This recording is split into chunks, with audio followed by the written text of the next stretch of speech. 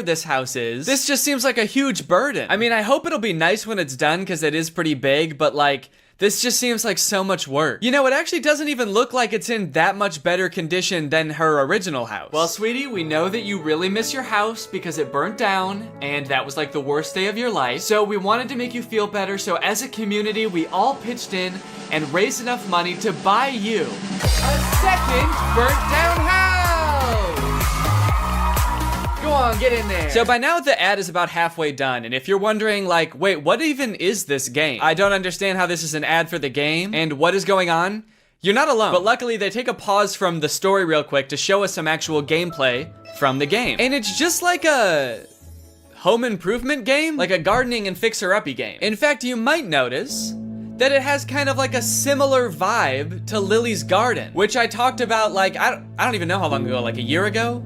A year and a half? If you don't remember, Lily's Garden were the absurdly inappropriate ads for a gardening game. They had all sorts of fun ads, like Lily's private time sitting on the washer, Lily pretending that she's pregnant so that her boyfriend will leave her. All sorts of wacky scenarios that they used to market this game that, as far as I could tell, was just about gardening. So hold the absolute F up, Merge Mansion, which is the name of this game. I don't know if I've said it yet. So hold up, Merge Mansion. You think you can just steal Lily's Garden's thing? I'm sorry, but I'm not going to allow this copycat behavior, okay? Sure, I didn't like Lily's Garden ads at the time, or even now. And they also tried to start beef with me by putting my little nutcracker guy in their commercials next to a dumpster. So really, I shouldn't be defending them at all. But you know what, Merge Mansion? Stop it. It's also just like so over the top for a game about just like home improvement. Is all of this context and backstory necessary? Would this be important to me if I downloaded the game? Would I use this information at all? So I've got an empty spot in my garden. I can either plant a tree or build a statue. Keeping in mind that my fiance did either die or stand me up on my wedding day, I think the choice is actually pretty clear. I'm going back to therapy.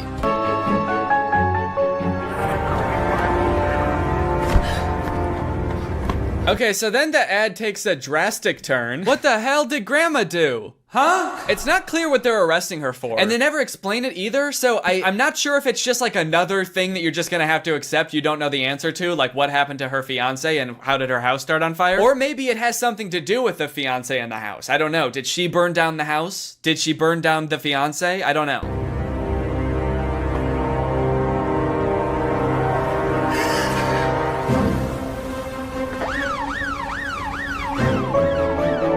And there you go, that's the whole ad.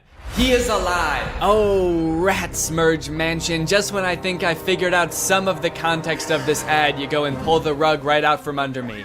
What the fuck does that mean? So, who is alive, first of all? The fiance? I'm going to have to assume that's who they're talking about, which makes me think that I might have been right about them all thinking the fiance died? Is that why the wedding was canceled? And if so, how did they think that he died? How did they think that he died but never saw him be dead? Did he just not show up to the wedding and everyone was like, damn, he must be dead? That's the only reason a groom has never not showed up to a wedding, because he died.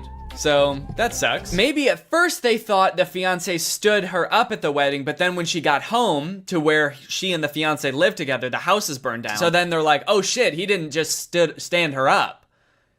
He stood life up. He stood up the rest of his life. Now that's all interesting enough, right? That was a very strange ad, I think we can all agree. But if you scroll down in this Twitter thread, apparently there are other endings to this ad. There are like slight alternate endings that apparently other people have seen. So here's one of them. Instead of saying he is alive, her hand says, I planned this. Which I feel like if we're talking about the whole like fiance fake death thing, like almost means the exact same thing. There's also an alternate ending that has her saying you're next on the hand. I mean, all sort of just alluding to the same fact that the grandma did something nefarious and that's why the fiance disappeared, or, you know, she did something wild and wacky and now she's going to jail. I can't wrap my head around why they made these alternate endings. Are they like targeting the different ads to different groups of people? Like this really small change will have a different appeal to different demographics? Okay, so we're thinking that You're Next will go to the Gen Zers. But for the older crowd, like the baby boomers, we're thinking I planned this on her hand. Because old people really like planning. After doing a little bit of detective work on YouTube, I was able to find like I guess the production company or studio or something that makes these ads.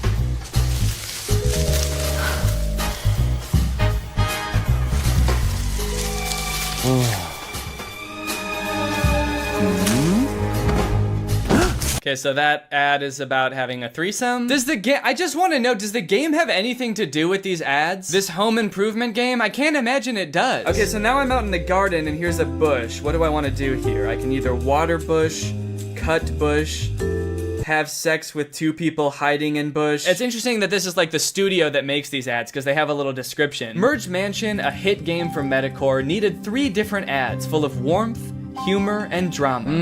Warmth, humor, and drama. The simple warmth of finding out your fiance died and that your house burnt down and that your grandma had something to do with it all. They wanted to make films that are distinctive, surprising, and interesting from the first second. Distinctive? Try telling that to Lily's Garden, dude. I'm actually in love with this Twitter thread though, because once this tweet started picking up traction and a bunch of people started seeing it, everybody started replying with weird ads that they've seen. And yeah, there's some weird ass ads out there. I haven't done this series in a while, and it turns out that developers have been going buck wild, dude. That's all I can say. Look at this.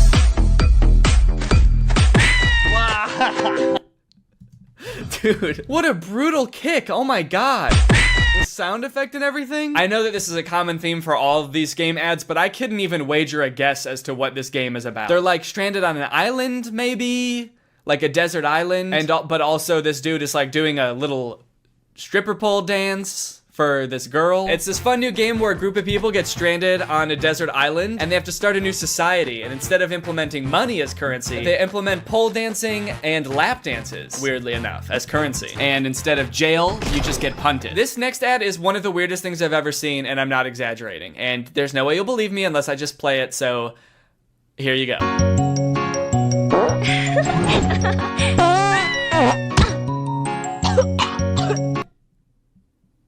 Dude, what is this? Stinky fart dragon game? Dragonscapes.adventure. What the hell? What is this? The dragon farts once and the girl laughs and she's like, oh, you like that? You kind of like when I fart? And the girl's like, yeah, I guess it's kind of silly. It's kind of like funny in an immature type of way. And the dragon's like, oh, okay. Well, how about I fart so hard that I break your spine? You like my farts, huh? How about I fucking kill you? Wait, is this the same girl? Dude, it is! Wait, okay, so this ad had nothing to do with dragons, but this is clearly the same girl. She's got the same outfit and everything. Okay, maybe this game doesn't have anything to do with pole dancing or dragons. Is it just about punting this girl? Sending her flying? Okay, so the main object of this game is to wait until this girl's having a good time, see how she's dancing and having fun, or she like thinks that the dragon's fart is kind of funny. Wait until she's having fun, and then you just fucking send her. Oh, wait. In the very last frame, it looks like now she's on an island by herself. So is this like the backstory for how she gets stranded on Stripper Pole Island? She was just having a good time watching her dragon and then she got like farted onto a deserted island? Maybe I'm reading too much into this. Is this even a real game?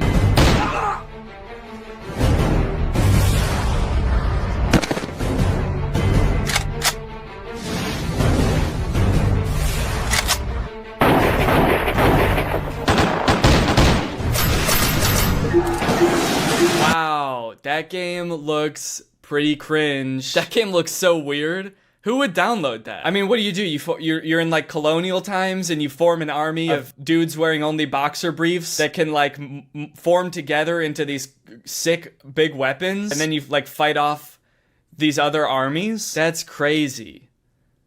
Crazy bad. That looks like a bad game. What is this game even called? Something dumb, probably. What is it? Guns of Glory? That's crazy, man. I would never want to even look at a game like that now that I know the name of it. Oh, look, this looks like one of those like episode type games, like a choose your adventure type thing. She says my fantasy ... and I guess you get to pick. Her 2 options are Spank Me Master or Spank My Ass Master. Is there a difference? Spank my ass, master. Now spank me, master. Anyways, guys, I think that's enough badads for now. Now it's time for a good ad. Thanks to our sponsor, Sleeper. You guys, let me tell you about today's sponsor, Sleeper. Sleeper is a fantasy sports platform. It's an app that's available on the App Store and the Google Play Store, but it's not just any fantasy platform, it's the best fantasy platform for all of your fantasy football, basketball, and for gamers like me, It's even got esports. The reason I think Sleeper is the best fantasy platform out there is because they've got personality, dude. I mean, look at this app. It's got a sleek, modern design. It's got a beautiful UI, very clean, laid out just right. They've got all the features you're used to in fantasy apps and more. They've got social features like voice and text chat, which means leagues that use Sleeper have more fun. They chat more, they react to moves that happen all season long, and it all comes with 0 ads. If you don't have a group of friends to play with, that's fine because Sleeper just released a matchmaking feature that will help you find the league that's right for you. So if you and your friends want to take your fantasy sports league to the next level, then download Sleeper in the App Store or Google Play. The link will be in the description. Thank you to Sleeper for sponsoring this video, and thank you to you guys for checking out Sleeper. All right, well, thank you guys for watching this video. I hope you enjoyed it. If you're new here and you're not subscribed yet,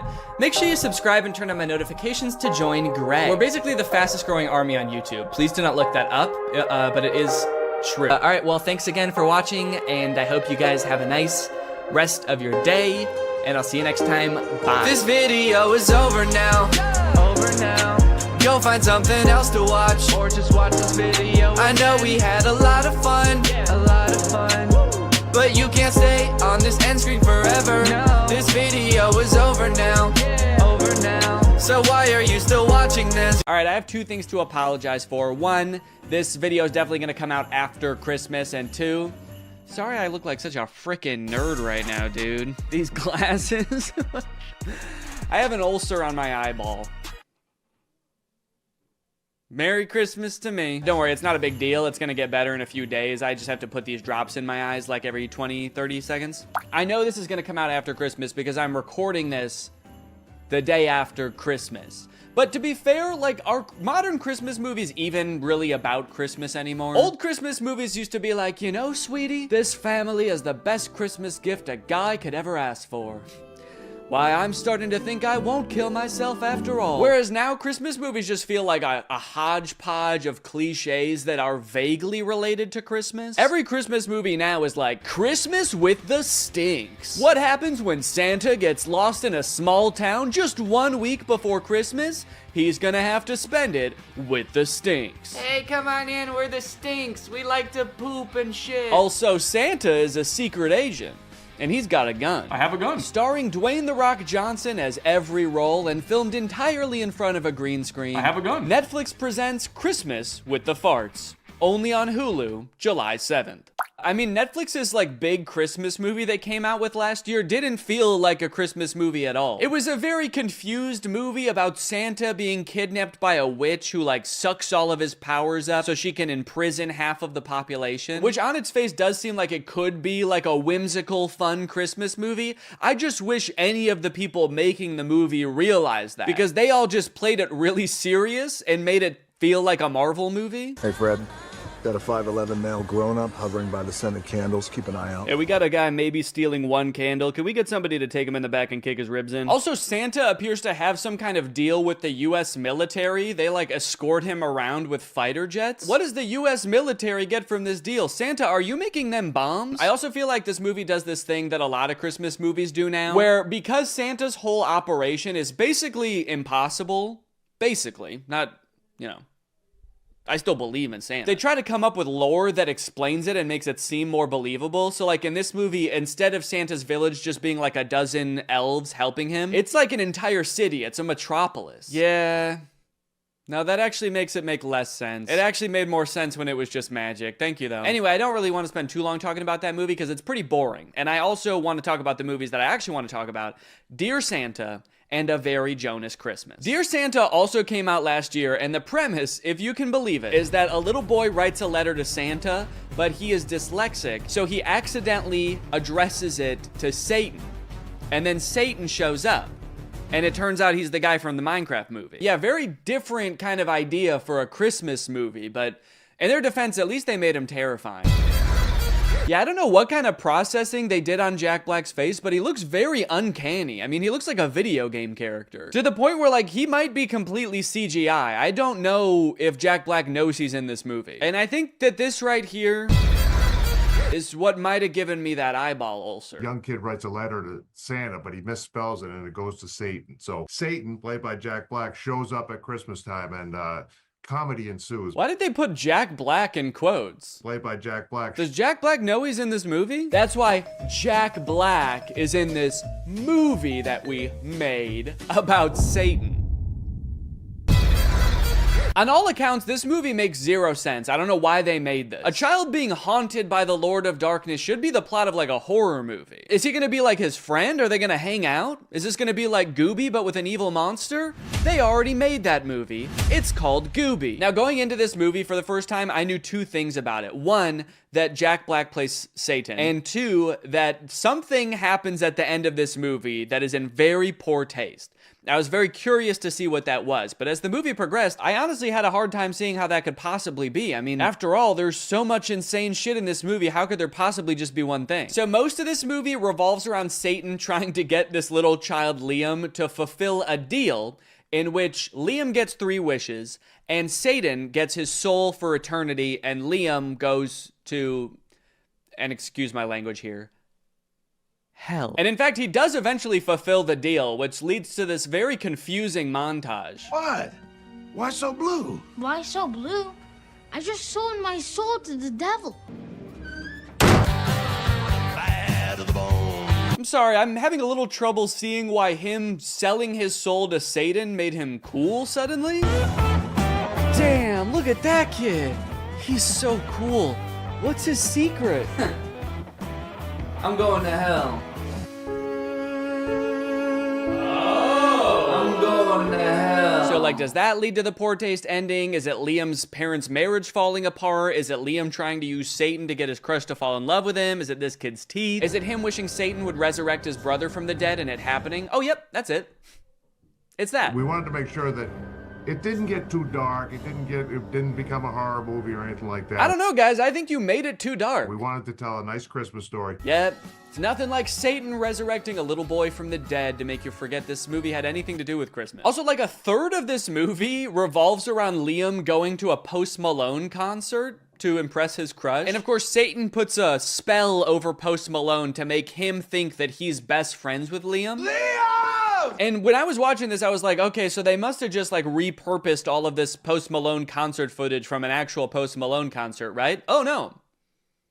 No, there's Liam dancing up on stage with him. Damn. They really threw a whole Post Malone concert for this weird ass movie. That's crazy. And I wanted to bring up probably the most important man to my career and the inspiration for my music.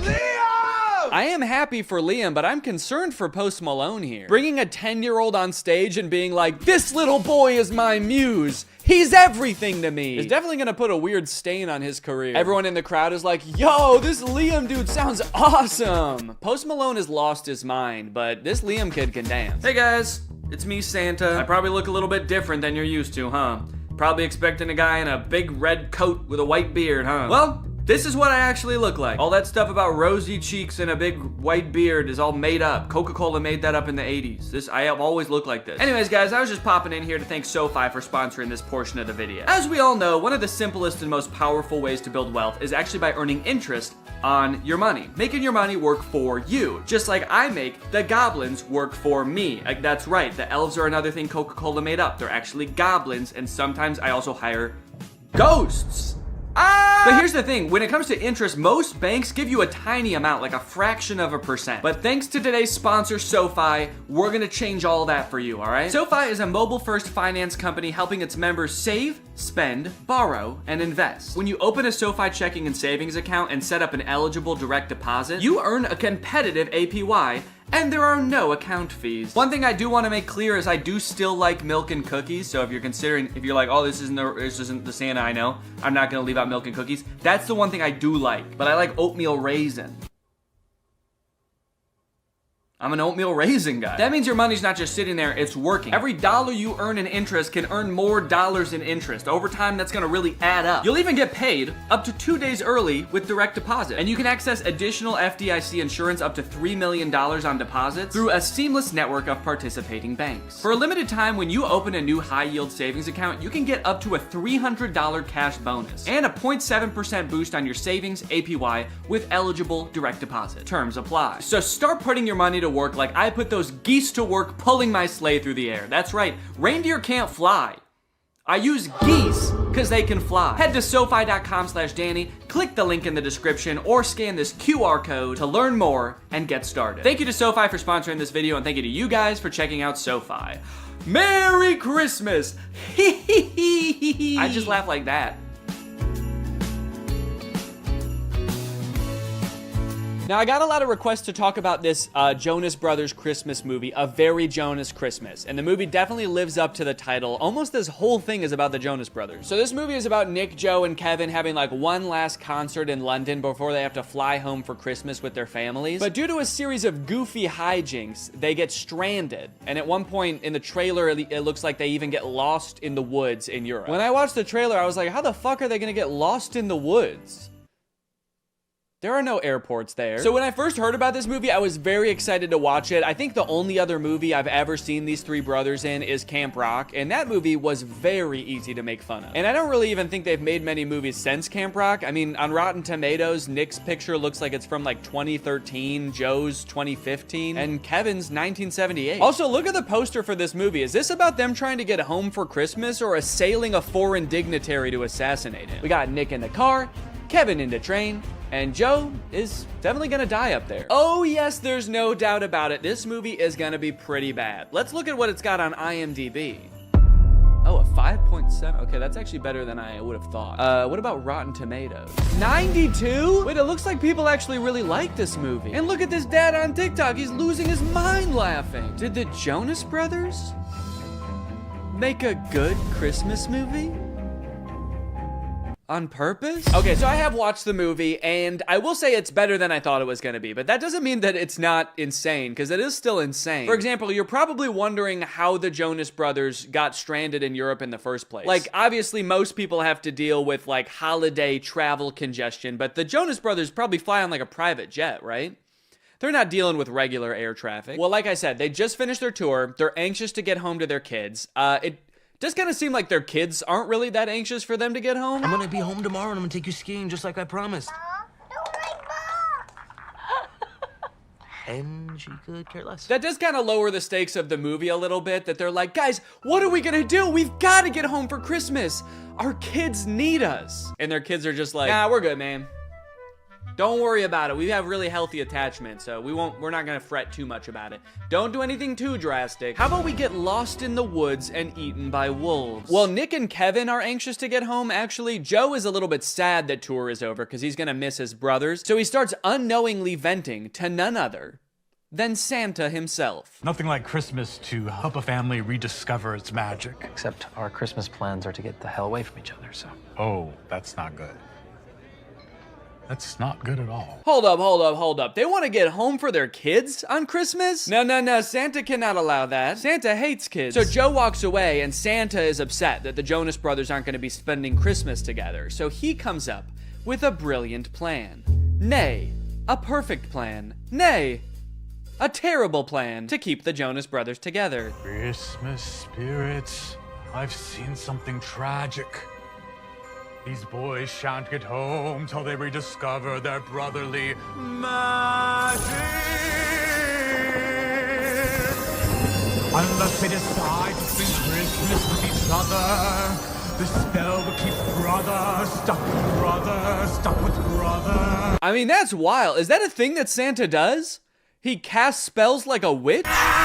Dang, maybe I take back what I said earlier. Hey, come on in, we're the Stinks. We like to poop and shit. No, not that. The thing about the magic. It actually made more sense when it was just magic. Thank you, though. Yeah, that. Don't worry, though. The consequences of his spell aren't anything too crazy. After all, Santa Claus works in subtle ways. Holy shit! Santa, did you check to make sure there weren't people on there? Let's have a moment of silence for all the people on that plane that involuntarily volunteered their lives for the greater good, helping the Jonas Brothers reconnect.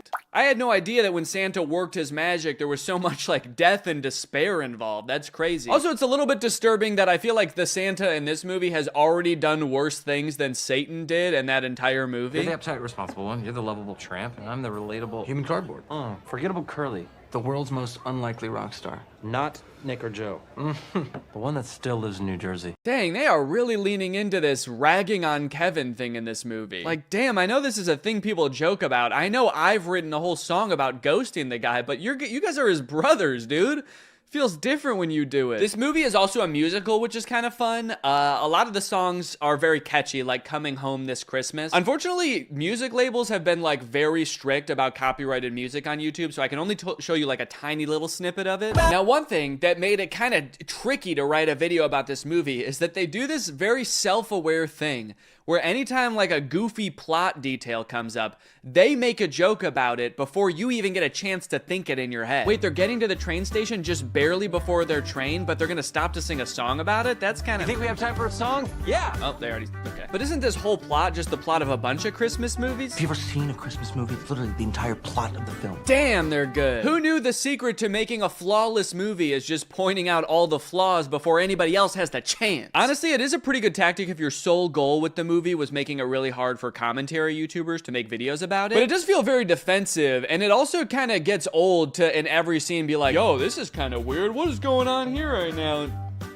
What the hell, is that a camera? Also, there's a lot of parts in the movie that are actually genuinely funny, and they kind of ruin them by doing this like self-aware thing. Like this song that Nick sings from his musical Home Alone the Musical, where all the lyrics are just about how being home alone means that there's no people in the house. It's a very funny song. Also, I think that YouTube is claiming this one less, so I think I can show a little bit more of it. But even when the movie is actually funny, the writers still feel the need to be like, what the hell are these guys even talking about? I can't believe the show only ran 3 weeks. I can. I'm sorry, Joe. Nick is just being so random right now. I mean, what is this? Some kind of movie? On Disney Plus, perhaps? Another downfall of this movie is that it really hinges on you knowing a lot about the Jonas Brothers. I mean, they weren't kidding with that title, dude. This is a very Jonas Christmas. Ideally, they want you to know, like, details about the Jonas Brothers' personal lives that I just am not in tune with. So I felt like I kept missing references. Like, apparently Joe has a line of candles. I know what you need. A calming chamomile candle. My new line, Glow by Joe. Also, apparently Nick and Kevin are married with kids, and Joe is divorced? I didn't know that before I watched this movie. So every time they would vaguely reference it, I had no idea what they were talking about. Got a few bad breakups under my belt as well. I'm not sure what to do here. Like, do people pretend not to know literally everything about your personal life? Or like... Yeah, it must suck for everybody to know that you have brothers? That's what we're talking about, right? You had 2 brothers and then you got divorced with one of them, so now you just got one, huh? I know so little about their personal lives that in my head, Joe just is his character from Camp Rock. So when I heard that he was divorced, I was like, damn, it didn't work out with Mitchie. You guys were so perfect for each other. So more wacky hijinks happened, and eventually they get picked up by Santa, who I gotta be honest is a very unorthodox Santa. I live a very solitary life. My home is very remote, and my work is all-consuming. Yeah, he's like lonely and burnt out. I guess maybe he doesn't have the elves in this version of Santa, and so he has to do it all himself. Maybe he makes every present via terrifying spell. This lone wolf has always daydreamed about being part of a pack. Would you mind pulling over? I just want to go check on my brothers. Hey, would you mind pulling over? You're freaking me the fuck out. Eventually, they find a private jet to fly them home, but the pilot crashes the plane because he's taking sexy pictures of himself while flying. I like how the plane is in complete free fall and they don't seem to be affected by the G-force at all. We're going down! Everybody, brace for impact! Oh, fuck! There's this running plot line throughout the movie about how Kevin secretly wants to sing in a Jonas Brothers song, but they never let him and he's too scared to bring it up. But at the end of the movie, they make it home to their families and they're all singing and they finally let Kevin sing. It's a fun moment. It's great to finally hear him sing, and it's great that they're finally letting him. But then in real life, I just saw that Kevin just like released his own solo song. So it kind of seems like the opposite happened in real life. In the movie, they're like, yay, Kevin is singing. And in real life, they're like, you have to sing as far away from us as humanly possible, please. Honestly, though, all in all, this movie was a lot better than I thought it was gonna be. I was laughing at parts. I even looked like that dad from that TikTok at a few parts, dude. I was sitting on the couch kicking my feet. I was giddy. Anyways, I hope you guys enjoyed this video. I hate to break it to you, but I don't know, this will probably be my last video of the year. Enjoy your New Year's celebrations, everybody. Stay safe. Thanks for watching, and bye-bye. What's up, Greg, and welcome back to the Romance Channel, where we cover the hottest romance movies known to man. When you think of the perfect love story, what comes to mind? Passion, lust, destiny, brothers, psychological intimidation, gazebos. All of those? Yeah, all of them? Good. Because today we're talking about The Kissing Booth. I've had this movie recommended to me for a while, and I recently sat down to watch it, and I gotta say, guys, I'm pretty confused. This movie has a completely normal premise, and there's actually nothing wrong with it. It's not weird at all. Guys, don't we all have a best friend? And don't you and your best friend have a written, strict set of rules that you guys follow to maintain your friendship? And isn't one of them, don't fuck my brother? Do not have sex with my brother! Of course, so see, I don't know what the problem is. Just don't end up grinding coochies with my brother, or I'll literally never talk to you again. Grinding coochies? What the? Ugh. All right, you know what? Just for that, that's it. I am making the video. The Kissing Booth is a bad movie. This movie starts off with way too much exposition. Instead of a normal movie where you sort of naturally learn about the characters as the story progresses, the movie decides to just dump the main character Elle's entire life story on you in like 3 minutes. Okay, Lee got a scooter and you broke your leg. Actually, should I be writing this down? Learned how to ride a bike. Learned how to swim. Okay, she knows how to swim? I feel like I would have just assumed she knew how to swim. Got my first bra. Discovered I like soccer. Discovered a way to get to our favorite place to dance. Okay, all right, okay. I think it's too much information, right? There's no way all of this information is necessary right at the beginning of the movie. It's not. It's almost all unnecessary information, actually. And by the time I finished watching this intro, I felt like I had already watched like 10 movies. I still have to watch another movie after this. I've watched like 3 people grow up from being a baby. Before the movie even starts, you watch Elle's mom slowly die in the hospital. Sat with mom in the hospital. Said goodbye to my mom. Damn. Told her all about Noah.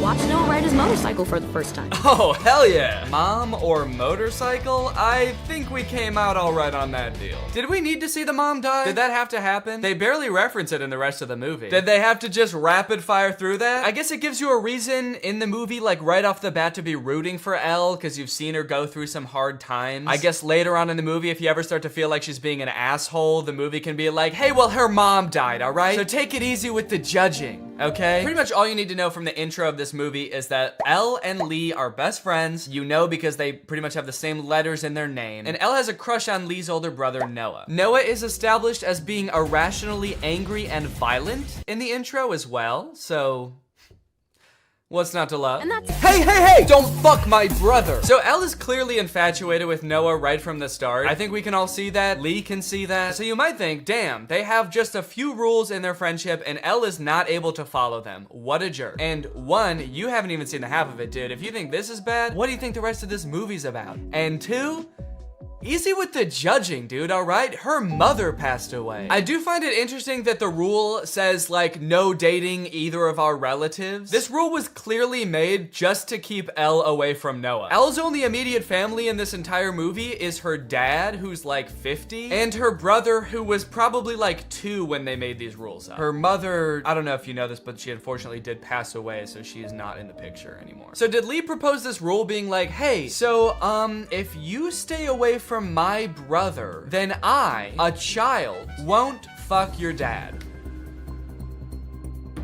Deal? One day while getting ready for school, Elle rips her pants and has to wear the only other option that the uniform allows, which is her skirt, which is a little bit too short for her comfort, and she ends up getting groped by a jock. Luckily, Noah, who we've established as being very violent, jumps in to beat the shit out of the jock. Little sister's pants, which is super gross. So Noah is the main love interest in this story, and they start out by establishing that Noah sees Elle as a little sister to him. Pretty interesting. And I do wonder how they're gonna get around that if he is to be her love interest in this movie. So the reason this movie is called Kissing Booth is because Elle and Lee run the dance club at their school, which they never actually show, but I think it just consists of them going to the arcade and playing Dance Dance Revolution, which, if so, is a sick idea for a club. But their school is having a carnival, and their dance club has to come up with like a fundraiser to do at the carnival. Kissing Booth! Oh, shit! I love how they both say it at the same time. That's such a specific suggestion. It's almost as if they've done this before, and they think of Kissing Booth as like the solution to every problem. Her mom was in the hospital earlier, and Elle's like, damn, if only we could heal my mom with some kind of Kissing Booth! The doctor's like, you two need to get the fuck out of here. Obviously, that was the first thing we tried. Before Elle and Noah can get together, though, we need to find a little bit more out about Noah. Like, who is this main love interest? We know that he's violent, which is awesome. But the movie also has to show us how manipulative he is. You see, it all starts with Elle exploring some other love options at school. For example, the man that groped her earlier. Oh, sorry. So Noah goes by Flynn for some reason. Like, all of his friends call him Flynn. So when they're talking about Flynn, they're talking about Noah. Just so that makes sense. What? Okay, so not only does Noah see Elle as a little sister, but he's also like manipulative as hell and scary. I'm gonna beat up anyone that talks to you and threaten anyone that looks at you. And it's not because I want you. It's because I think you're gross. You're like a little sister to me, babe. He calls her kiddo? Gross. Lock this man up immediately. You still got a lot to learn, kiddo. Like, for example, how fucking crazy I am. You have no idea. You have no fucking clue. But you're gonna learn today. I'm naked, baby. The Flynns are a very controlling family, aren't they? Like, in Elle's friendship with Lee, he's made all these rules that he has to follow. Like, don't fuck my brother. And now Noah has rules like, don't fuck anybody else. It's an entire family where they're like, hey, who are you gonna fuck? Who is that? Who is that? Don't fuck him. Fuck me. No, don't fuck me. That's not allowed. So the kissing booth is coming up, but Elle is having a little bit of trouble getting people to volunteer to work at the kissing booth, obviously, because that sounds gross as hell. Need peeps to work our kissing booth. Looks like she started texting people that don't even go to her school. This guy? This like bald middle-aged man? Is that a teacher? Whoever he is, he thinks that it's hysterical that she would even ask. She's got Abraham Lincoln in here, Frida Kahlo. This girl has quite the contacts list. I do respect Abe for his honesty though. You know, I guess that is what he was known for. But I understand his reservations. He has not had good luck with booths in the past. After a few more uncomfortable scenes of Noah protecting Elle from herself, it's time for the kissing booth. Since they're short on volunteers, when it comes time to actually do the kissing booth, Elle ends up having to step up to the plate, and Noah, our sweet violet Noah, decides, you know what? Fuck it. I'm going in. Where the fuck did he come from? Was he just lurking beneath the sand to jump out? Don't make me beg. Ah, she said no! Leave her alone. Noah's a really confusing character in this movie because they kind of portray him as this like popular guy that gets all the girls. Whenever he's not talking to Elle, he's like making out with some other girl or like talking to the popular cheerleader girls or whatever. But he like, other than that, doesn't seem to have any friends or like a social group. The only time he interacts with the other guys in his grade is to threaten them, apparently. For this entire party, before this happens, they just show him kind of like lurking alone in a corner until apparently she's pretty into.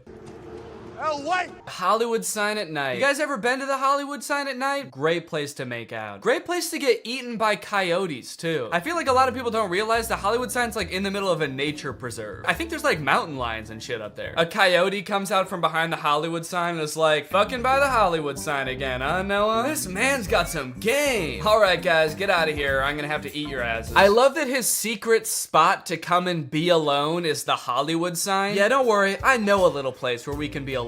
It's called Times Square. We'll have a little more privacy up there. From there, their relationship blossoms. They go on dates all over town. They're sneaking around, trying to make sure Lee doesn't catch them. You expect me to believe that she just tricked? Contracts. It's actually the best crypto out there. Imagine if this dude is right and we really are living in the Matrix. Like, what does being free look like? Oh my God. I did it. I'm free. I made it out. All right. Hey guys, we got another one. All right. Welcome to the club, buddy. Hell yeah. Congratulations, man. Yep. You finally made it out of the simulation. Wow. Thank you guys so much. Where's everybody else at? What do you mean everybody else? Yeah, the only other person here is my girlfriend who I'm scamming. Or I mean dating. Yeah, but I mean like in the whole world. Like there's gotta be more than just you guys in the real world, right? What the fuck? You don't like us? No, it's not like that. I mean, sorry. I was picturing there being more than just like 3 normal guys in a room when I exited the Matrix. Normal? What the hell, man? Yeah, we're not normal. We shoot guns and make money out here. Yeah, we're big into making cash out here, man. Did they do that in the Matrix? They actually do, yeah. Not the way we do it. Okay, how do you do it? Hey, you're stealing my shit! Okay, I'm just saying, all things considered, you guys don't really seem that different.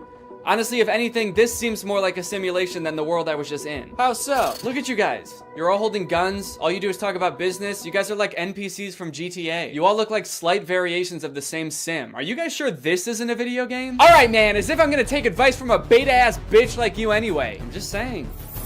Okay, that was actually sick. You guys should have led with that. How was that not the first thing you guys wanted to show me? You know what, man? Get out of here. You don't belong here anyway. Yeah! What? Go! Get out of here! We don't want you! Yeah. Okay, alright, I'll go. Honestly, actually not really sure how to get back, but if one of you show me, I will go. Get the fuck out of here, man.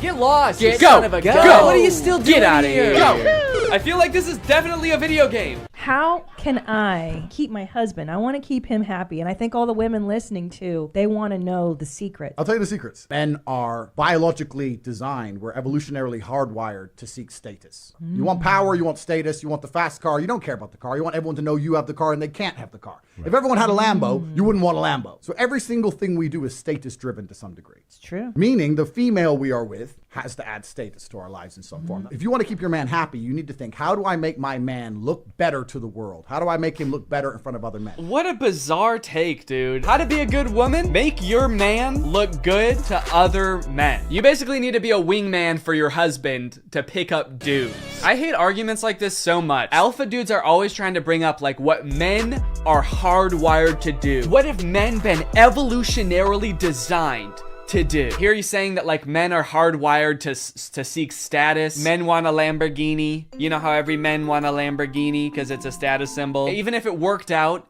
that like evolutionarily that's something that is in men's nature, that doesn't make it good. You know what else is in our nature? Thinking sugar tastes really good. If you didn't tell someone that sugar was bad for you, they would think like, oh my god, this is the best thing in the world because it tastes really good. If you put 10 pounds of candy in front of a caveman, he would eat all of it and then he would throw up.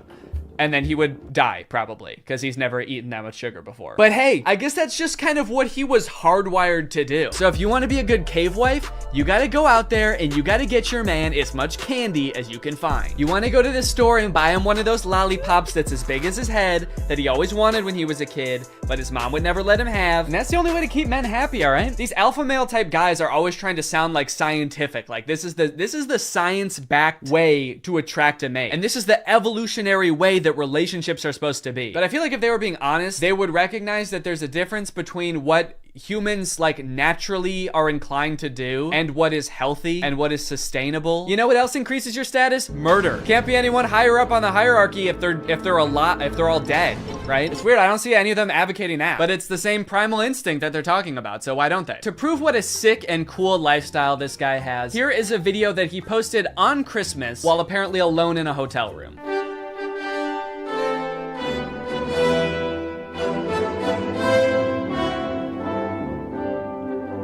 Merry Christmas. I think a lot of people have the wrong idea about me. They look at me and they go, you hear about that Tate guy, you know, he's a 4-time kickboxing world champion, he's tall, he's strong, he's smart, he's fucking gorgeous. That's the wrong idea? People have the wrong idea about me. He's smart, he's rich, he's tall, he's funny. When in actuality, I am short, rude, and poor. Anyway, yeah, that's the war room. I feel like this video took a lot of twists and turns, but as I kept clicking on different links on this dude's website, I just kept getting more and more shocked at what I was finding. So hopefully this was an entertaining video. I was considering purchasing like a war room membership as part of a follow-up video, but I honestly do not feel good about putting any money in this guy's pockets. I'm honestly a little bit worried that if I paid this guy 7,000 pounds, it would go towards like more guns or like a prison cell for his employees. But anyway, I hope you guys enjoyed this video, and now it's time to talk about our sponsor. Guys, you know what you're probably not gonna get if you spend $5,000 to hang out with the guys from the war room?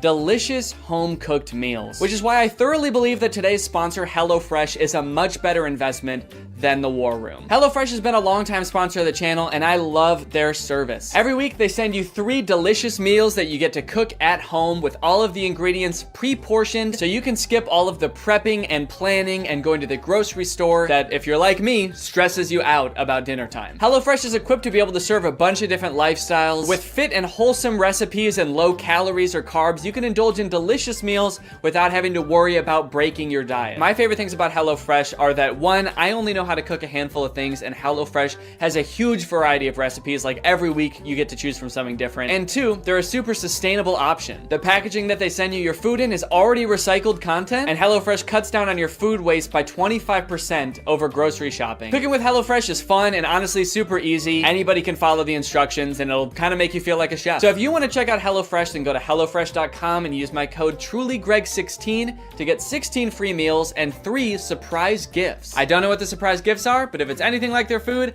I'd say it's worth it. Thank you to HelloFresh for sponsoring this video, and thank you to you guys for supporting my channel by checking out HelloFresh. All right, thanks for watching. Bye. Crap, crap, crap, crap, crap. Croc.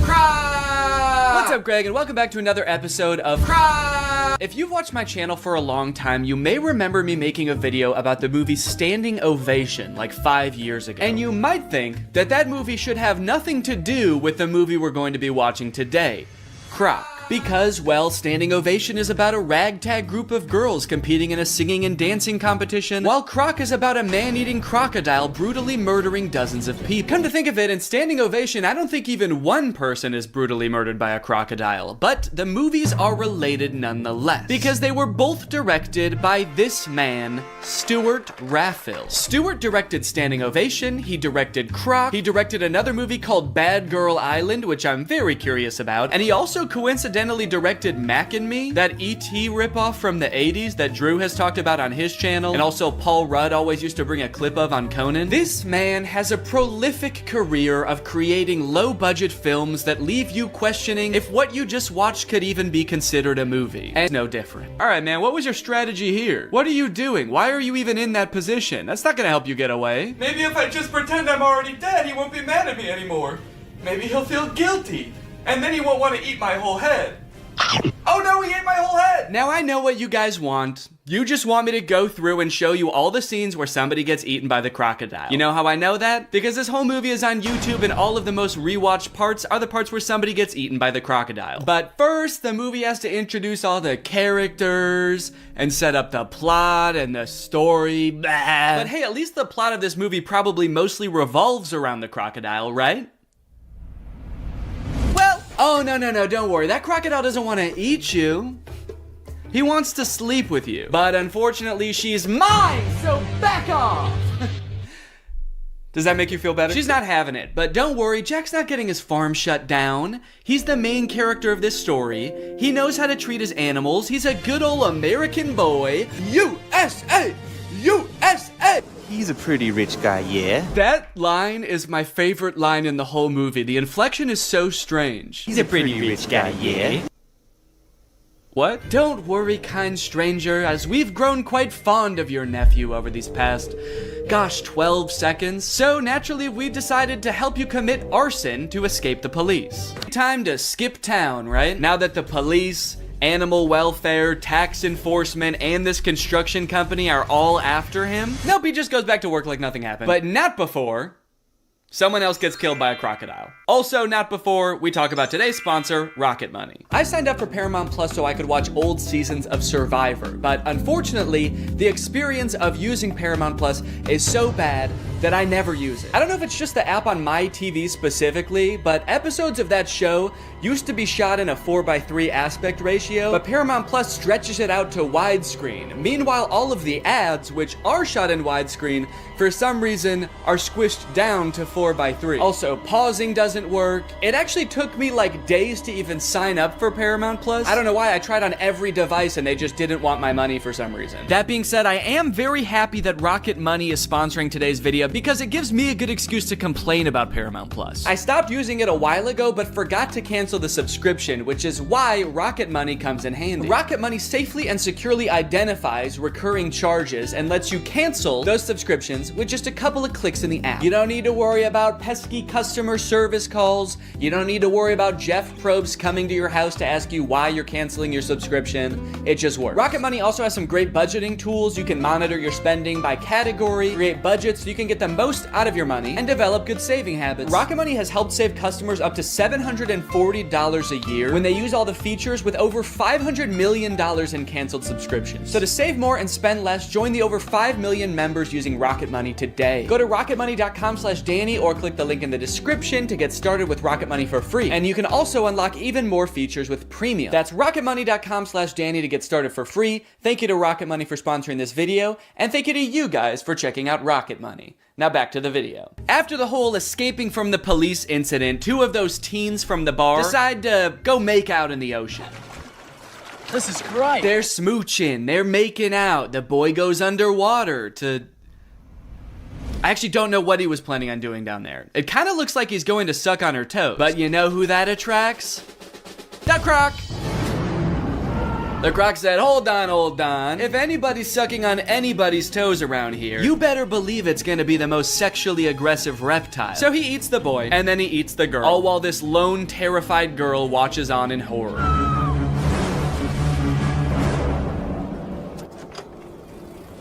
I love how casually she rides away. She is in no rush. Ah, a killer croc! I gotta go get help! But I shouldn't go too fast. I gotta focus on me. I gotta take care of myself first. My sister here saw a young girl get attacked by a crocodile. Are you sure? Yeah, no, good call. No need to give any credence to the girl who literally saw them get eaten by an alligator. Yeah, she was probably just making it up. She probably just wanted attention. She's like curled up in a corner, traumatized somewhere, and they're just like, stop lying! There's no such thing as alligators, you idiot! You killed them, didn't you? During this scene, there's a mysterious man just kind of lurking on the sidelines of the investigation. He's not part of the police. He's just there. And he's mysterious, but it seems like he might have a hunch. And then suddenly the police pull a leg out of the water.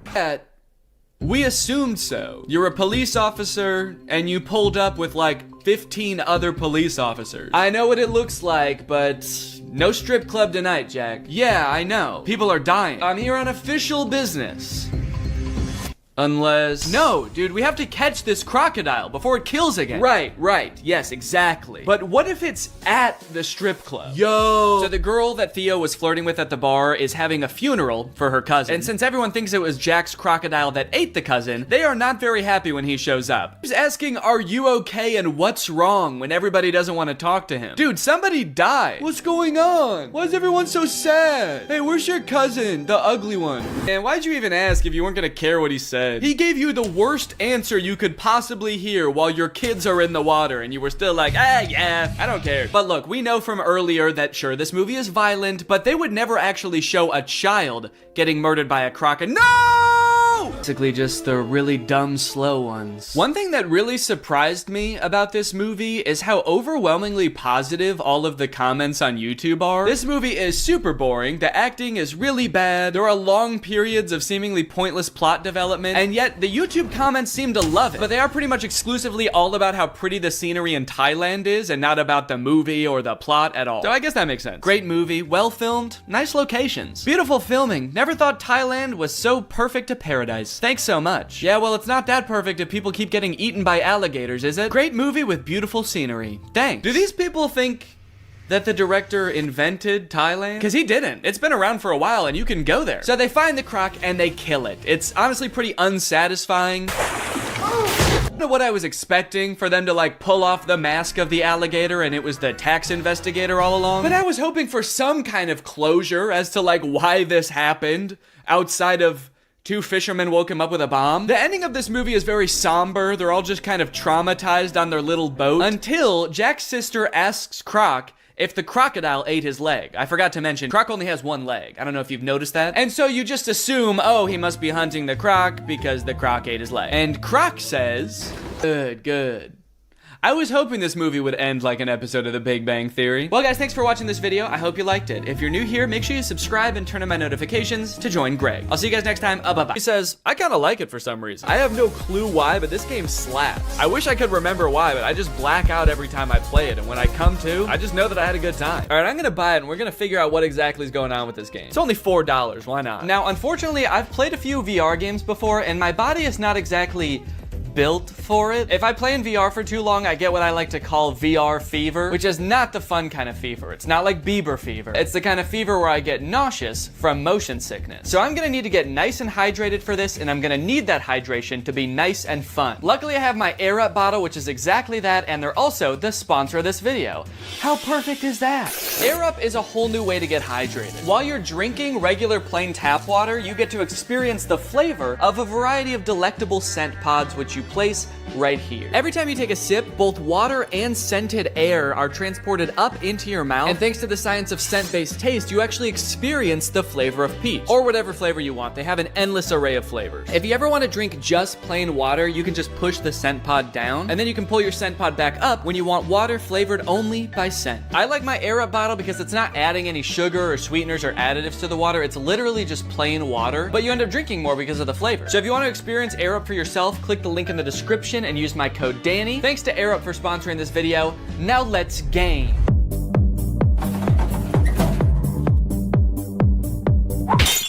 It's time to play some Eastwood VR! Entering the Wild West world of Eastwood VR, I was immediately greeted by the most aggressive NPC I've ever come across. Bitch! Oh my god.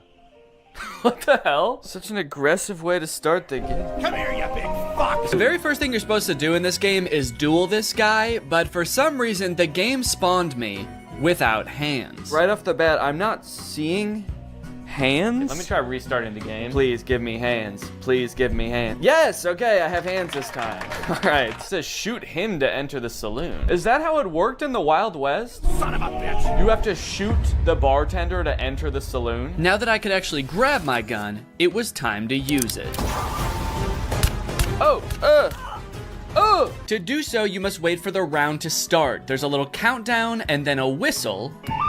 And then you have to pick up your gun and shoot him before he can shoot you. Dude! This took a little bit too long to figure out, honestly. Don't know what I did wrong that time. Come here, you big fuck! Easy. Whoa! I did it! Let's go. Hell yeah, partner. Hey, I dropped my gun and I got it back. The review said you can't do that. Guess they were wrong. So do I want to continue or restart? Yeah, as much fun as that was, I think I'm going to want to continue. Also, that is the funniest death pose I've ever seen. Dude is face down, ass up. Right. Continue. So it turns out none of the menus work in this game.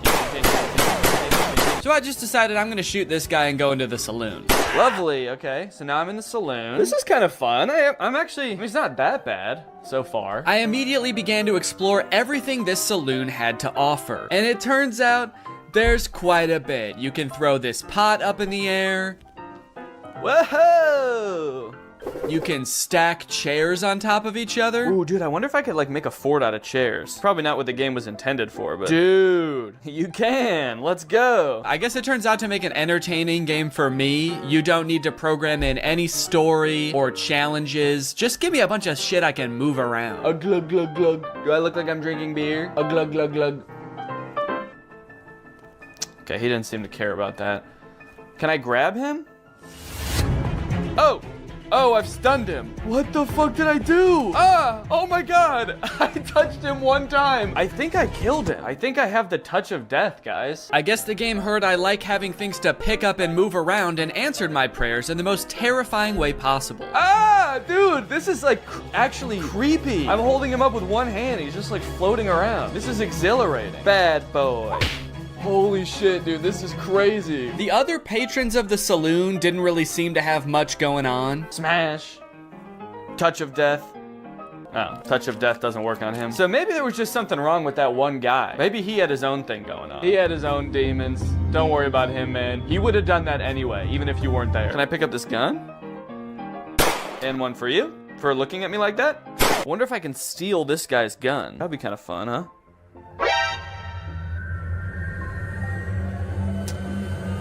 Okay, that's funny. On the wall of the saloon, there's a list of other bandits you can duel with. Oh, okay. And I guess that's how we start them. Son of a bitch. Oh my god. This guy was equally mean, but a little bit more whispery. Son of a bitch. And about 100,000 times harder to kill. Oh my, whoa! That was so fast. What?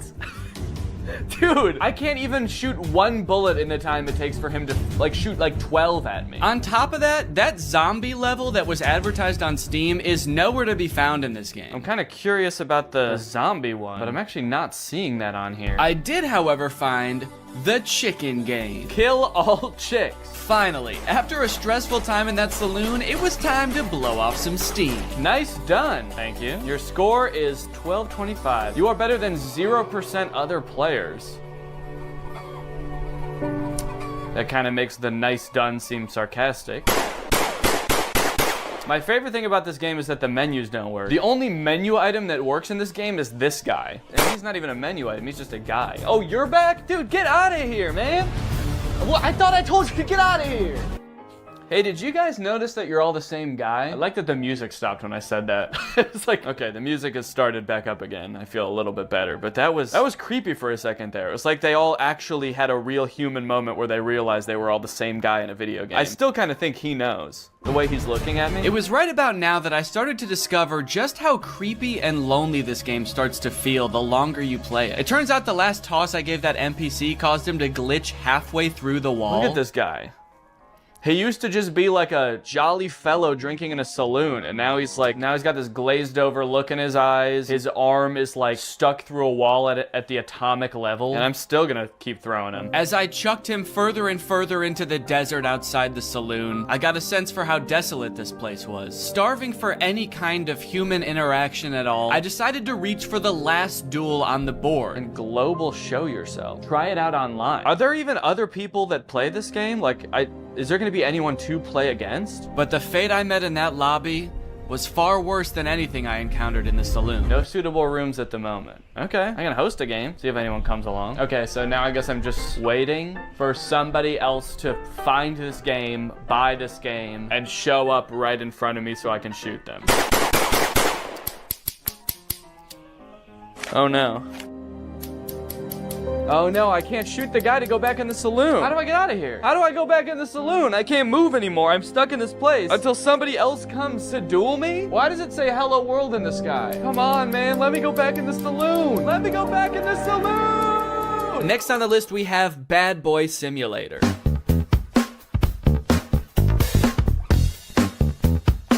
Okay, so it looks like a game where you spend all of your time in one classroom just tormenting the teacher and students with chemical weapons. This game looks insane. Also, what is this glove? Are we playing as a supervillain?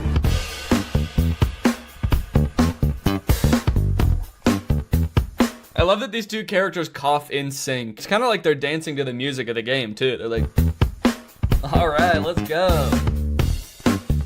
Yeah, everyone kind of has like in sync choreography to the sort of chemical warfare that they're being subjected to. Were you a bully at school or vice versa? Were a diligent student and now you regret that you did not break away then properly? Do I regret not being a bully in school? Yeah, man, I was a little goody two-shoes in high school. I wish I made bombs. I look back on my years as a teen and my greatest regret is that I didn't blow up my science classroom. Arrange yourself more conveniently. What does that mean? How can I arrange myself to be more convenient? Will you be able to infuriate the teacher without catching her eye and avoid the look of a classmate bastard? What? Okay, I'm sorry, but if anyone's the classmate bastard, maybe it's the one with a supervillain-esque glove making bombs in the back of the class. So the reviews for this game are mixed. Some people are loving it and some people are hating it. This one person said, I can't close the game. That sounds terrifying. What if it turns out this person forgot to actually put their headset on and just started doing this at school thinking they were in the game? I gotta find a way to close this game, man. I'm in too deep. It's been months. I've been expelled. I'm on the no-fly list. Can someone please tell me how to close this thing? Can someone please tell me how to stop being a bad boy? I wonder if there's a story to this game or if you just stay in this one classroom the entire time. But you know what they say, there's only one way to find out. To start this game, you go through a tutorial that teaches you a bunch of different methods you can use to prank your teacher and classmates. Put something on the bottom of the teacher's mug, throw it, and then go sit down. I don't know. Okay, so is this glue maybe? Go ahead and stick that, and I'll go right back to my desk. Oh, now we get to watch the teacher discover that her mug has been glued to her desk. What is she doing? Why is she just standing there? Not really sure what happened there. My best guess is that I put too much glue on the mug and she could tell even from outside the door that she was about to be pranked. So she was sort of like angrily protesting from outside the room. Oh, 1, 2, 3, stick it. And then I go back and sit down. Oh, here we go, dude. Here she comes. Tiniest legs in the world. Oh, good God. Is the teacher a baby? These pranks rely heavily on distracting the teacher, that way you can cause your mischief without getting caught. You can throw a paper airplane to distract the teacher. Miss? Sometimes it doesn't work. That distracts her. I go and take the mug, and I go back and sit down. Fuck you. Oh. But I don't think any of the other distraction methods really matter because you can also freeze time. Bink. Put this on the mug, sit down, and... Yes! She is so pissed. Now that I was done with the tutorials, I could actually get into the real levels. And it looks like there are a lot, dude. 1, 2, 3, 4, 5 by 1, 2, 3, 4, 5, 6. There's 30 levels. A little bit of quick math for you. And I'm not even in math class right now. I'm in stand class. What does that mean? Wow, look at what all these kids drew in stand class. Level 1, begin. What? Excuse me, are you all right? At first, I had absolutely no clue what I was supposed to be doing during this level. Oh, I was trying to throw the banana and I took a bite out of it. Whoa, how'd I do that? I like hollowed out the peel? Did I do that with my tongue? But don't worry, I soon found these super vague instructions that I decided to follow. Level 1, banana and that thing. I don't know what that thing is, but apparently putting a banana on it makes the teacher slip when she steps on it. Oh, shit. Wait, okay, I guess that was actually what I was supposed to do. So it seems like every level is just a list of items you need to pick up from around the classroom without getting caught by the teacher. Level 2, glue plus rock plus slingshot. Okay, it's really helpful that I can just freeze time in this game. That makes it so I don't even have to distract the teacher. And then you assemble them into some sort of strange contraption that doesn't really make any sense. Okay, I'm actually not sure what I'm supposed to be doing here, but I can't pick up the soap anymore for some reason. Like, what is this? I feel like I'm supposed to be shooting the soap. I can't make heads or tails of this. Everything's covered in glue. What do I do? I'm just gonna go get caught by the teacher because I don't know what I'm supposed to be doing. Teacher, I was a bad boy. Can you please put me in detention? Eventually I figured it out, kind of. I'm still not really sure what the soap had to do with any of this, but it's a glue slingshot. She can't figure out where it's coming from. I'm being so sneaky. This is so good. Dude, the teacher is furious. She's so mad she forgot how to hold a book. That's pretty much the whole game, honestly. It's very repetitive, and sometimes the things you have found just inexplicably disappear. Hey, where'd that stuff go? And there's only 2 different classes. There's math class and chemistry class. Technically a third if you count the door that just leads to a void. Oh. I have to say, man, this game did not make me feel like a bad boy. One really interesting thing about VR games is that I guess because it's so immersive, a lot of companies have created trainings for various jobs for their employees to experience in VR. The strange thing about it is that instead of being like on some private server somewhere, they're just for sale on Steam. So this one's called Truck Preparation for Driving VR Training. It is $200 and it promises to teach us how to proceed full preparation for driving of the truck with load. So they took the most fun part of being a truck driver, driving the truck, they took that out of the game. They said, no, in this game, you just prepare the truck for driving. So why does this game sound appealing to me? Why am I even the slightest bit interested in learning how to prep a truck for driving? I don't know, man. I guess I kind of just want to see if I'll learn something. Also, I kind of want to find out why this game is $200. So I'm gonna try it out. Ooh. This is beautiful. Oh, right from the start, it seemed I was gonna get my money's worth from this game, as it boasted nearly 3 hours of training time. Come to the table. To move, point the controller to the green circle and pull the trigger. Okay, let's go over here. Take your driver's license out of your breast pocket. I showed my ID to a very unimpressed desk worker. How come this guy doesn't look happy to see me at all? What's he doing over here? All right, what am I supposed to do? Take a tablet with the checklist from the table and the waybill. Take the tablet from the checklist, right, okay. Read the documents. Oh my god, it's gigantic. Why was it so small on the table? Are you seeing this, dude? It's crazy. One thing I'm starting to notice about VR is I do not like how dull and lifeless the characters are in these worlds. Look at the mechanic I meet in the garage. Look at this guy. The uncanny valley of it all just gives you this deep, unsettling feeling that you can't shake. Take the car key from the mechanic. Then go to the cabin. So I will say everything up until this point seemed like pretty self-explanatory. Like I didn't need a state-of-the-art simulator to figure out how to walk up to a man and for him to hand me keys. And the graphics of this game are not very good. For $200, this is the most expensive game I've played so far, and these graphics suck. Also, I swear every time I look at that guy, he's like not wearing his helmet for a split second. Many of the tasks around the truck are making sure things are working properly or in good condition. And I started to realize that none of it is. This truck is in horrible condition. I'm starting to think this whole place is all torn up. This looks like a little tear here. This looks rusted out as well. When do I get to prep a good truck? Eventually I realized I can kind of just speed run this whole checklist by assuming everything is in bad condition. Daytime running lights, no. Parking lights, no. Which was especially helpful because a lot of the things on this checklist were named incorrectly. You know what? This game is all wrong, man. I gotta say, this is actually pretty disappointing. Stop lamps, safety belts, belt? You mean seat belt? Fifth wheel coupling? I can only imagine what that is supposed to mean in real life. That's probably like the radio or something. Check for wheel chocks attached to the rear of the machine. What's a wheel chock? On the back of the machine. What machine? The truck? Is that the machine? Is he the machine? You got any wheel chocks back there, sir? Turn around, let me see. Let me see your wheel chocks. Suddenly, all of the UI and my ability to walk around disappeared, leaving my prospects of finding these so-called wheel chocks hopeless. I tried resetting the game to see if that would fix it, but the only thing that did was erase all of my progress. Prepare the truck for driving. Come to the table. To move, point the controller to... Okay, this one actually looks like it might be a little bit more entertaining. This one is called Airline Flight Attendant Simulator. Being a flight attendant actually does sound kind of interesting, so I am kind of curious to see what that entails. And the graphics on this one look a little better too. Passenger evacuation. Wait, why did I think this game was gonna be mostly like bringing people soda and like walking around and just doing safety checks? Okay, now this makes sense now that I think about it. This game is about what to do in case of an emergency if you're a flight attendant. So does the game start off with the plane immediately about to crash? Oh my god. Well, honestly, I kind of don't want to spoil this game too much for myself. I kind of just want to play it. Okay, this game consists of 4 levels and they get increasingly intense as you go. The first one is safety equipment check. It's not anything too crazy. You just walk around the plane looking in various compartments to make sure all of the required safety equipment is there. We need 20 child belts, but look, there's only 15 child belts. Guess some children aren't going to be joining us today. We're gonna have to strap them to the bottom of the plane. The next level is where things started to heat up. Literally. Oh, there's people on the plane now, dude. Hello, everyone.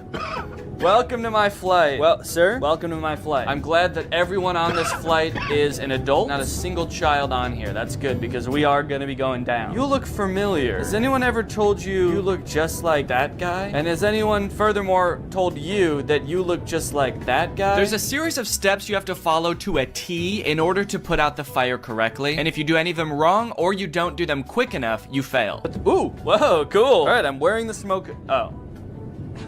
All right, that time I wasn't even goofing around. I was being dead serious that time. That's okay. We need to learn how to do this first, I guess, and then once I know how to do it, I'm gonna be able to speed through this lickety-split. And speed through it lickety-split I did. Once I had the instructions down, I was opening the door, I was extinguishing the fire, I was pouring water on it. What? Oh! Okay, yeah, I did fail that time. I forgot a few steps. The source of the fire hasn't been inspected, but I did eventually get it. How did I do? The source of the... What? Kind of. It's been inspected. Oh, it says mission passed anyway. Okay. Well, I'm pretty happy with that. I mean, who really needs to inspect the source of the fire at the end of the day? The passengers can do that. Okay, aircraft depressurization. This one I could not figure out, man. You're just standing around when suddenly the airplane depressurizes. You have to put on a mask. Ah! Okay. Okay, that's on. And then you have to go make sure that the pilots are okay. Hey guys, everybody stay calm. But they don't answer the phone in the cockpit. I know, not good. So the game instructs you to go in there and help them. If there's no response, get into the cockpit by entering the code 12345 red. Okay, 1, 2, 3, 4, 5. Red?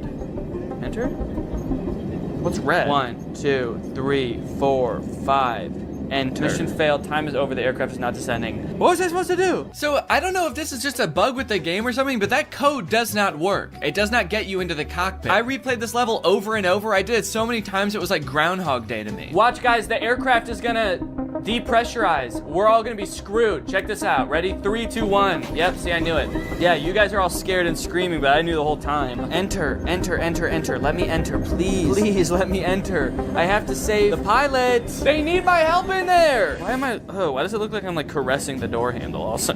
Okay, this one sounds like it's gonna be the most intense one of them all. Emergency landing and evacuation. And it was intense, dude. The first few instructions are just things you're supposed to scream at the passengers as the plane goes down. Brace, brace, heads down, stay down. Brace, brace. Release your seatbelt. Stay in your seat. Life vest under your seat. Put it on. I kind of immediately forgot what the chants were the second the level started. Brace, brace.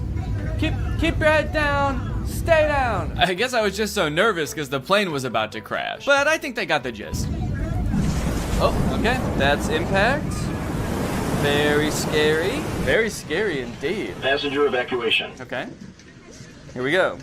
Next step. Release your seatbelt, stay in your seat. Life vest under your seat. put it on! Oh, they are, okay. They all already have it on. Okay, so next. Now it was time to get everybody safely off the plane and into the ocean. Whoa, dude, this is crazy. Hey, guys, that's not, no, don't do that. I don't think you're supposed to do that, are you? Isn't everyone supposed to get on this thing? Where are you going? We're in the ocean. Oh, shit. Oh, no. Okay, it's attached. I was like, I was just gonna float away and then, oh, hello. Got these two clones lined up, ready to go. Okay, right here. Oh, okay, there they all go. Wow, seems like they all really know how to do this.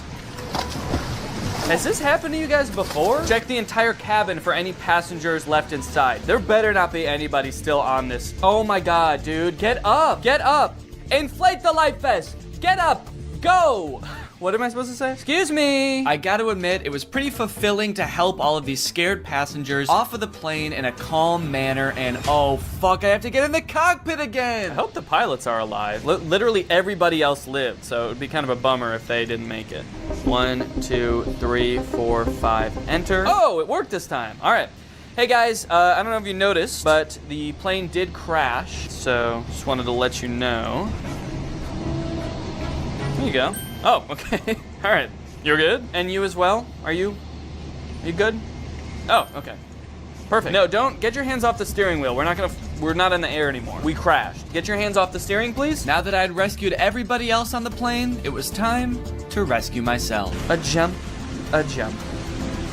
Mission failed. This last one I kind of have a complicated reason for picking, but I think it's interesting. This game is, I think, one of the most popular VR games you can play right now. It's called Gorilla Tag. I'd never heard of it before researching this video, but it seems very popular. Here we find a most curious creature, moving on two paws, able to traverse great distances. So it seems like a multiplayer VR experience where you play as a gorilla who inexplicably does not have legs. I don't know if they all just escaped from some kind of laboratory where they were being experimented on or something, but none of the gorillas have legs. And also, instead of like using the joystick to walk around, you like swing your arms like an actual gorilla walking around, which seems super annoying, honestly. But this game has very positive reviews. 93% of the reviews for this game are positive, but I read through some of them and it gave me a little bit of pause. Positive review. This is the reason I do not want to have kids. Positive review. Kids call you racist stuff, but you will get used to it. Positive review. Dislocated my finger in real life. I think what I'm getting at here is that the game itself is well designed and fun to play, but because it's a multiplayer game, the other people on the app, being mostly children, make the game a terrible experience. At least I think that's the case, but I want to check it out for myself. Is this actually a good game, or do the clientele ruin it? You start out in a cave learning to walk as a gorilla for the first time. This walking mechanic is very annoying and would only continue to get more annoying as the game went on. Also, I'm not sure why the game is third person in this recording. When I was playing, I was in first person as the gorilla. So this is what a gorilla's hands look like. But as you emerge from the cave, you are greeted by hundreds of children. Oh. Never give up. Whoa, suddenly I can hear people. Hey, hi, I'm new here. I don't know how this game works. Can anybody help me? Yeah, I will. Jump down. These children were immediately so eager to teach me how to play. They also turned me into lava. I'm still not sure what that means. Wait, what did you do to me? They swarmed me like a pack of feral wolves and immediately started asking me questions and showing me how to do things. This is kind of overwhelming. Do you already know how to run? So you gotta run like diagonal to the ground like this. They wanted to show me how to run, how to throw balloons. They wanted to feed me hot dogs. Thank you. So hospitable, thank you. So overall, most of them were pretty nice. There was this one gorilla who kept asking me to change his color code in a very intimidating way. You take off my color code? What? You take off my color code? I don't know. I don't know what that means. This guy was weird. He also made me do a bunch of tests to make sure I was really new and I wasn't just faking it. Press this right here. Ooh, hats. Press right here. Put on. Press right here. Put on. Okay, you're actually new. Oh, you thought I was razzing you? You thought I was messing with you? I wouldn't joke about that kind of thing. Do you want to know how a real man does it? Yeah, show us how a real man does it. Bro, a real man do it like this. Whoa! That's a real man. While I was being taught how a real man runs up a wall, I was told that the $1,000 Meta headset I bought to play all of these games was actually the worst possible one I could have used. For some reason, I feel like it's like my hand is just not sticking in the wall. What are you playing on, Oculus or Steam? On Steam with the Quest Pro. So you have about 85 hertz. Okay. So your hands are not as sticky as the Oculus players. Wait, what did you get? The Pro? Yeah, but I'm playing it on Definitely Steam. should've not bought that headset. What the hell, Steam? And Mark? My gaming setup is too good for Gorilla Tag? How fucked up is that? Once the Gorilla children had cooled down a bit and started to go back to doing their own thing, I asked my friend here if there was anything else to do in this game. Are there like mini games in this game, or like what is there to do? He decided he should take me under their wings / monkey arms and teach me their favorite game. Let's teach them how to play Monkey on the Shelf. Okay, let's go. Now jump on the computer. Okay. Now join code Joe Mama. Monkey on a Shelf is a don't touch the lava type game where you try to make it from one end of the room to the other without touching the floor. I kind of thought there would be mini games like programmed into this game, but there is no structure at all. They just like pick one monkey to watch and make sure people don't touch the floor. While we played, we got to talking about some of the negative things people had to say about this game. Are there a lot of racists in this game? The review said that like it was just a bunch of racist little kids. Yes. Yeah, there are. Did they get banned? These sometimes. Before I knew it, it was time for me to log off. All right, guys, I gotta go. But can I just say? Nice knowing you. Can I just say thank you guys for taking me under your wing and teaching me how to play this game. I couldn't have done it without you. Thank you guys. You're welcome. You guys are the coolest monkeys I've ever met. Yep. All right, bye. Well, Greg, there you have it. The world of VR is a magical and mysterious place that I am proud to have explored here with you today. If you have any other games you want me to check out, let me know. If you're not subscribed yet, make sure you subscribe and turn on my notifications to join Greg. Otherwise, go ahead and check out another video right here, and I'll see you guys in the next one. Bye-bye. Life as a new dad is pretty good. Rocking my baby to sleep, watching him crawl for the first time, and there's so much to look forward to. Like finding out what kind of TikTok dad I'm gonna become. There's so many types of dads on TikTok. You got Frog Dad. I could be like Addison Rae's dad, begging Young Gravy to box him. One thing's for sure, whatever kind of dad I become, I'm excited to do it on TikTok. Wait, what is this? TikTok is getting banned? Guys, TikTok might get deleted in the US forever in a few months, so I either need to move countries or fulfill my dream of becoming a TikTok dad now. Luckily, over the years, I've gathered a pretty choice list of dad talks, and today I'm going to watch them, and then I'm going to become them by recreating them. So let's take another look at that Addison Rae's dad TikTok. Can I get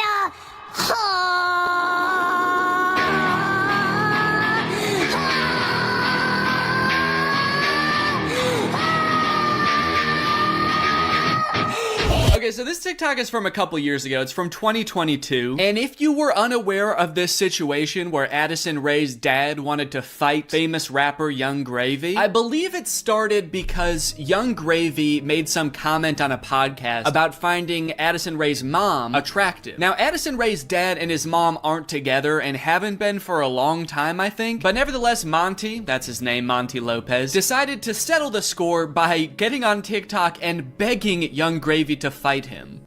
Can we meet now? Like today, it's August 9th, 2022. I'm ready and I bet you're not. Only a boxing match. Do you have what it takes? Please, I'm begging you, Young Gravy, fight me, please. I'll let you win. I don't care. You can bring a gun. Just don't kiss her. Also, because of the UMG thing that happened recently where they removed all their music from TikTok, this TikTok is completely silent. I'm guessing it had more of a badass vibe to it when it actually had music, but now it's just kind of sad. But to be fair to Monty, that TikTok was like 2 years ago. The beef has since been resolved, I think, or Monty just realized that Young Gravy was never going to respond to him, so he stopped trying. But let's see what Monty's up to now. What's going on, everybody? Happy holidays. Got some real funny videos that I'm about to show you. Let me know in the comments below which one you think is the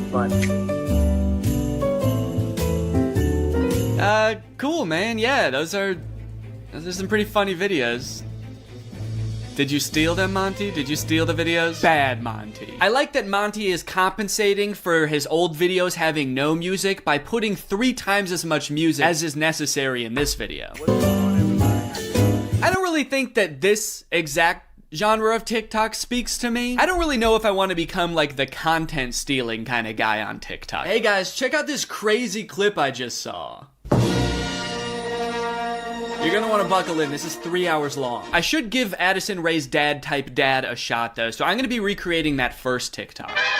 Okay, so I was trying to think of who it would be funny for me to be trying to fight in this video. My first thought, for some reason, was Joe Biden, but I feel like if I posted a shirtless video of me screaming and begging Joe Biden to fight me, I would be investigated by the FBI, the CIA, trying to think of any other 3-letter acronyms, AJR maybe. So I'm not gonna do that. Maybe it would make more sense if I just challenge someone who already does influencer boxing, like Jake Paul. I could make this same kind of shirtless screaming video, begging Jake Paul to fight me. I can't just stop there because Monty didn't stop there. Oh no, no, no. He challenged him, he begged him, he asked him to come to his house right now, and then he also pivoted to just posting silly videos on his page. So I'm gonna try to encapsulate all of that into one video. I also noticed in this video when he stands up, it like, well, one, it says run white boy run at the bottom, and then it also reveals that he has a tummy tattoo. So I don't know if I should incorporate that somehow, like when I stand up there's a funny tattoo on my tummy. Maybe it's just a heart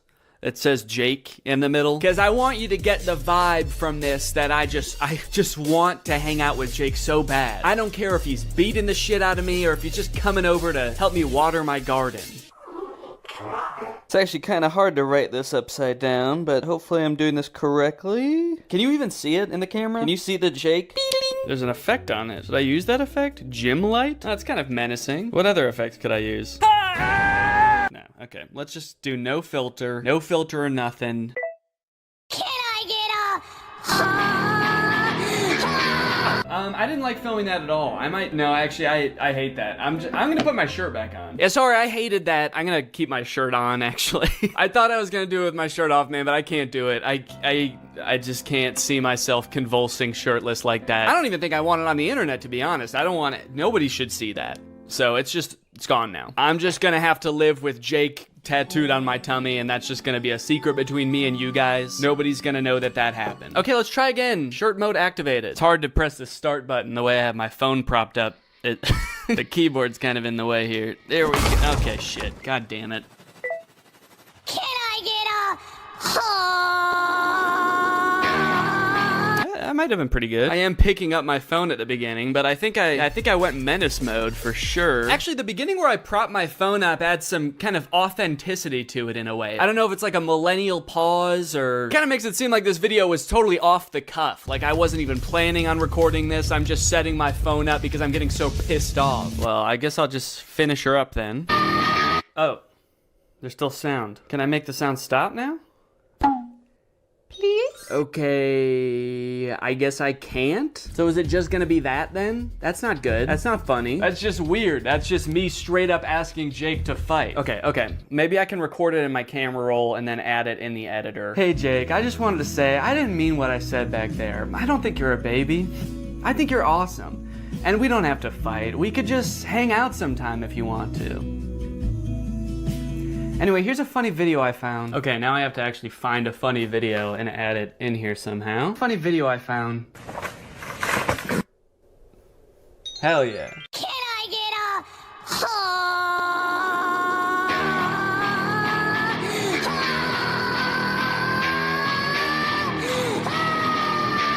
Hey Jake, I just wanted to say, I didn't mean what I said back there. I don't think you're a baby. I think you're awesome. And we don't have to fight. We could just hang out sometime if you want to.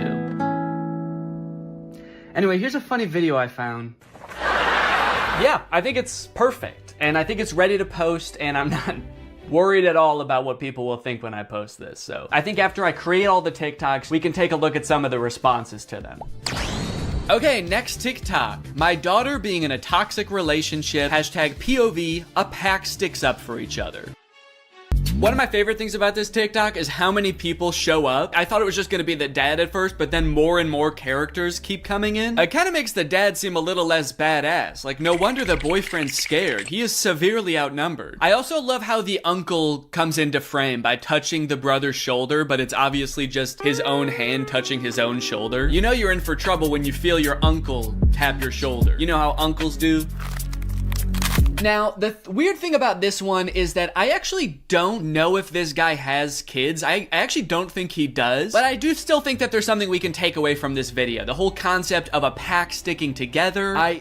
Oh, are they wolves? Oh, I think they're werewolves, and that's why it says a pack sticks up for each other. And that's why all their eyes turn blue, this horrifying shade of blue, and the dad has on a wolf necklace. So they must be wolves. They've got wolf eyes. Wolves have blue eyes, right? Oh, wait. They don't. Wolves have brown eyes, it looks like. I must be thinking of huskies. Oh yeah, huskies have blue eyes. Are they huskies? Leave her alone, buddy.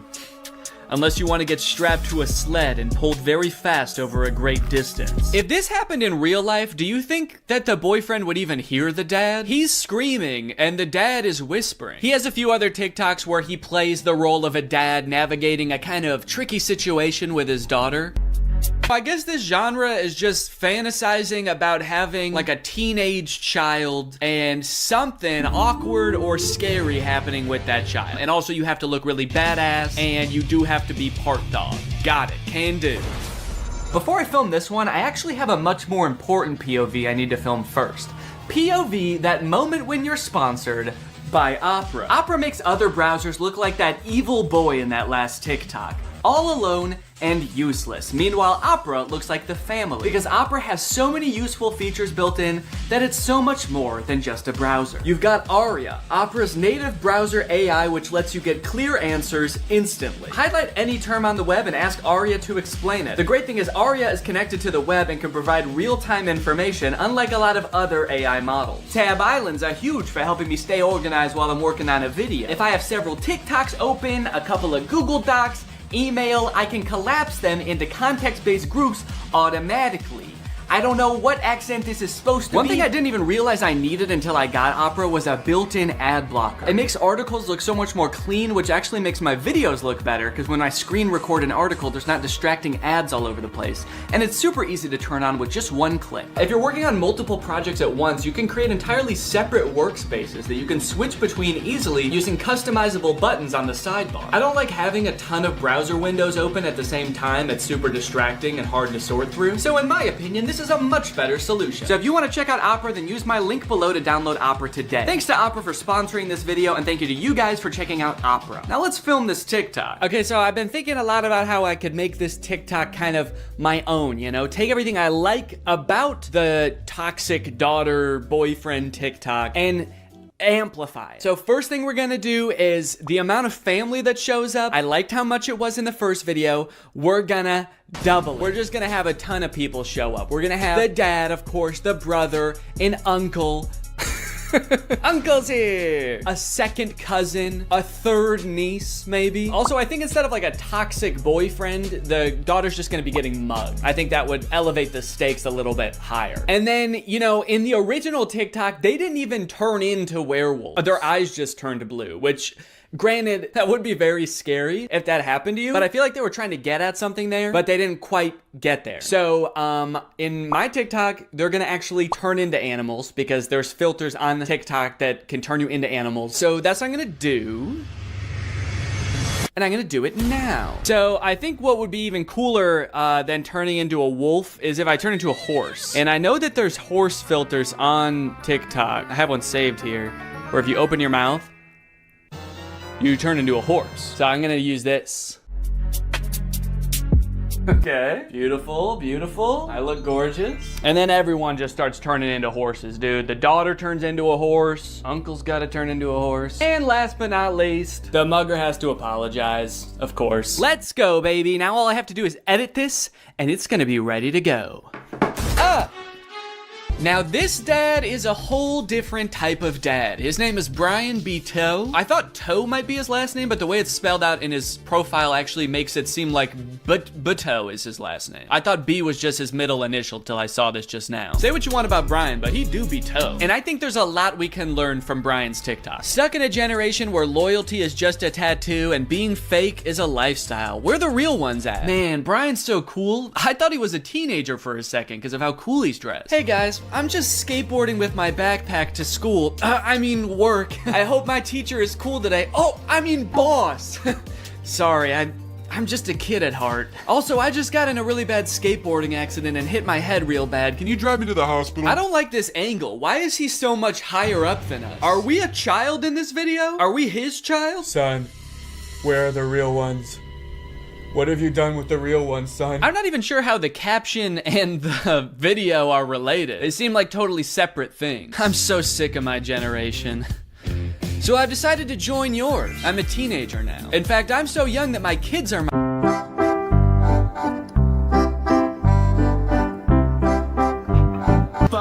All right. Now, obviously, I don't like this video. I don't like it one bit. But I'm mature enough to realize that I'm not the target demographic for this video. This video is for MILFs. And I'm not a MILF. I'm at most a DIL. I'm just a dad you would like. And the MILFs in the comments are loving it. Yes, you still got it. Where you been all my life? Damn, my kind of guy. More power to him, I guess. The one thing that I can't get over is the setting in which he's making this video. Are you in public? It looks like he's just in the lobby of a hotel making the absolute thirstiest video I've ever seen. You need to get to your room ASAP, dude. You are too horny to be in public. I like this guy in the background. The second he realizes he's in this video, he steps out of frame because he's like, oop, I can't be in this. Oop, get me out of here. This guy's too horny. The caption is still got it, which is a little confusing to me because usually you would say that about something you used to do when you were young. Brian, did you used to do this when you were young? They didn't have iPhones back then. Who were you doing this to, man? The reason so many people are single and not in relationships today is because we're looking for that 90s love in a 2023's hookup culture. Tell me I'm wrong. Yeah, man, that's fine. Where are you? What's going on in the background here? I'm looking for that 90s love. The kind of girl that doesn't just want to hook up, but wants to go on a date to the giant dirt pile in town. I love that dirt pile. I wish I could date the dirt pile, but she's taken. Hey, get out of here! She's mine! Okay, this is good research. I feel like I'm starting to get what this guy is all about. It's a lot of like pouring your heart out on the internet. Some of it could possibly be on the verge of oversharing, but he's expressing his feelings. He's looking badass while he's doing it. It's like this emotional vulnerability mixed with this cool, mysterious bravado of being alone at the giant dirt pile. Oh, oh, oh, oh, yeah. Da, da, da. I got a new Okay, no, that's cool, man. Look, I obviously think that, you know, that's kind of a scary joke to make, but again, this video isn't for me. Oh, uh-oh. Oh God, Brian, the MILFs aren't liking it either. This guy is not funny. My first reaction, ew. Brian, you're scaring the MILFs, man. So I'm unaware of any gigantic piles of dirt near where I live. If there are any, I guess I'm just not cool enough to know where they are. So I'm here at the woods. Figured that would be an equally strange location to film this TikTok. So we've got strange location, the woods. We're going to have sort of a nostalgic / oversharing caption, which I'm still not sure what that's gonna be yet, but I can just figure that out while I'm editing it. I don't have to do that now. It doesn't have to have anything to do with the video, which is good. And then I also have to appeal to the youth. I have to try to make myself seem like a kid, which usually I'm not very good at, but I went to Walmart and I went to the kids section and I found some stuff that I think is gonna do the trick. Brian had a skateboard in his video, and so I bought a scooter. They didn't have any skateboards. I don't know if this is maybe a little bit too young for the demographic I'm trying to reach, but the box said ages 2 to 5. So I'm just gonna sort of pretend to be shredding it up out here at the beginning of the TikTok. By the way, I am like 75% sure that there's poison ivy under my feet right now that I'm very much trying to avoid. And I think I have, but my legs just feel itchy even just being near it. This was actually a horrible idea. Anyway, the hat. It says Fortnite on it. Can you see that? It says Fortnite on it. I found it at Walmart in the little boys section and I thought, oh my gosh, this is perfect. This is gonna appeal to all the kids. So I've got my scooter, I've got my Fortnite, and I'm ready to have some fun. Let's film a TikTok. Okay, I think I'll just pretend to be ripping it up over here and then I walk towards the camera, all cool. I for sure stepped in the poison ivy that time. Very cool. Why does this hat make me look like a pilgrim? It's like such a flat brim hat that it's gone past looking cool and gone towards looking like a full-on pilgrim hat. I am a Fortnite pilgrim.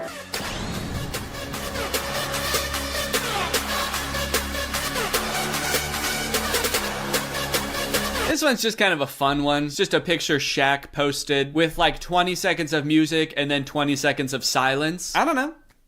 Could be the mood.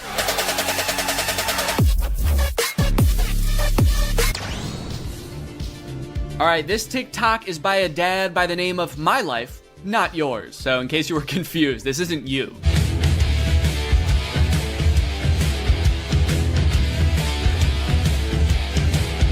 Yes, dude. Thank you. This is the kind of energy I'm looking for. When your kids need you, you drop everything. And you don't walk, you don't run, you don't even drive. You jump through the air like a giant bunny and you land right where they are. I guess we don't see where he lands. It would be kind of funny if it like cut to a reverse angle and he just landed at the bar. But one TikTok in, I am liking this guy's style.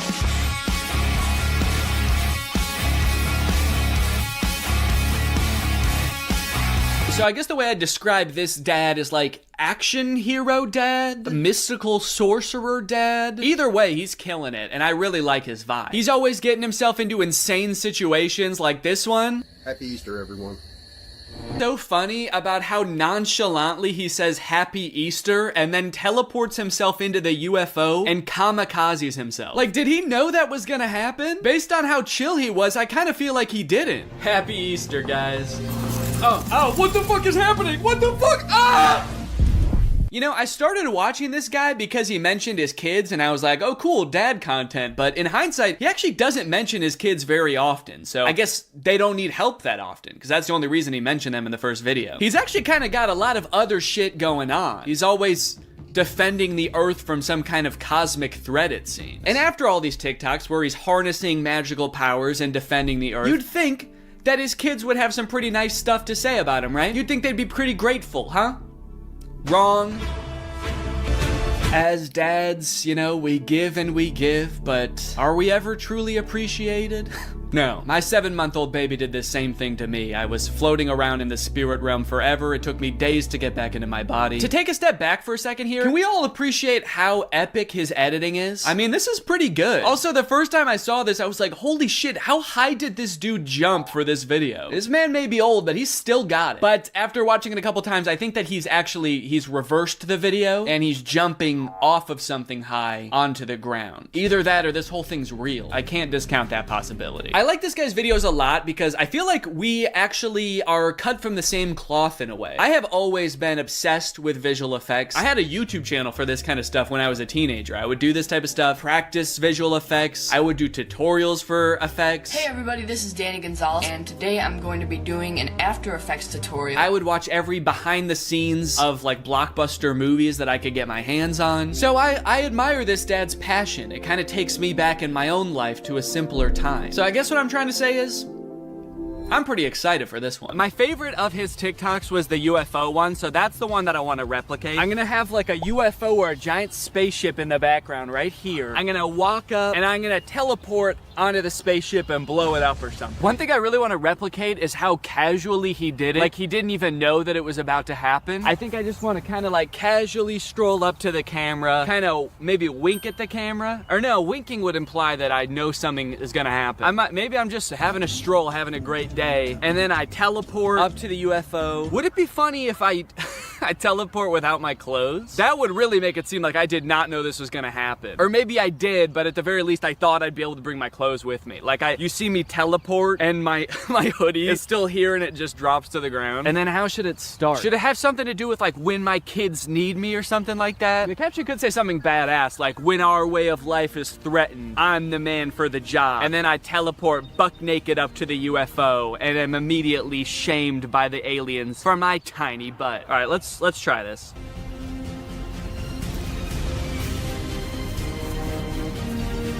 Okay, and then I'm gonna take off my hoodie, put it right where I was, and then drop it. Okay.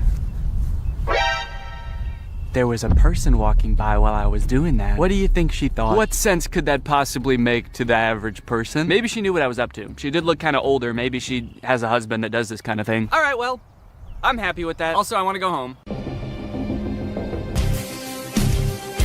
Great. Now that all of the TikToks have been recorded, edited, and posted, let's see how people responded to them. We're gonna go from the least viewed video to the most viewed video, starting off with Addison Rae's dad. So this is the first video that I posted, and it is by far the least liked out of any of the TikToks. It has 45,000 likes. I think people were just confused. Nobody really got the reference. The general consensus amongst the audience is that I'm going insane. Second most liked comment is, "Nurse, he's out again? Is everything okay at home, Danny?" Okay, I was doing these TikToks to make myself seem like a really cool, awesome dad, and kind of feel like it's not working based on that comment. "Oh my god, he's lost it." What is he planning? Or is he just having fun on TikTok? All right, he's either planning a video where this is some kind of satire, or he's actually just having some fun, challenging Jake Paul to a fight, begging him to meet up, and sharing some funny videos. Maybe this is just who Danny is now. Okay, next up was the Shaq TikTok. Lots of people praising my very calm demeanor in this picture. "You look so comfy and at ease. You don't look terrified for your life at all. Looks like they were really nice." And then one kind of eerie comment, "Please don't die, I love your content." Do they know something that I don't know? I look closer and this was posted by my doctor. Oh no, he's actually been commenting a lot on here. He says, "The test results just came back. It's not looking good. Love your content though. Also, was Ice Spice cool?" Just feel like there's better ways he could have contacted me. Someone said, "Is this real?" And then someone commented under it, "No, it's AI. Look at Ice Spice and Taylor's eyes, or the guy on the right, his hands, or the sunglasses just floating on his shirt." So I guess he's talking about this guy, saying, "No, it's clearly AI. Just look at this dude." Which, is kind of fucked up, because it's not AI. That's just a real guy. Everything in the image is real except me. And even I am real. I'm a real person. I just wasn't in that picture. It's kind of interesting as AI has gotten more popular how whenever anything is fake now, all of the comments are AI. It used to be whenever something was fake, all of the comments were Photoshop. Even if it was a video, it would always be attributed to Photoshop, and now it's AI. Even in this case, when it was actually Photoshop, the accusation that gets thrown out is AI. It's just kind of something interesting I noticed. After I posted that TikTok, I was starting to get a little bit worried. I started this. What's up, Greg? Lately, I've been seeing a lot of discourse around alpha male podcasts on YouTube. I've seen a lot of really good commentary videos talking about these insanely misogynistic podcasts where the hosts, under the ruse of giving dating advice for men, will basically just insult women for an hour straight. Guys, here at the Fit Wolf podcast, we know that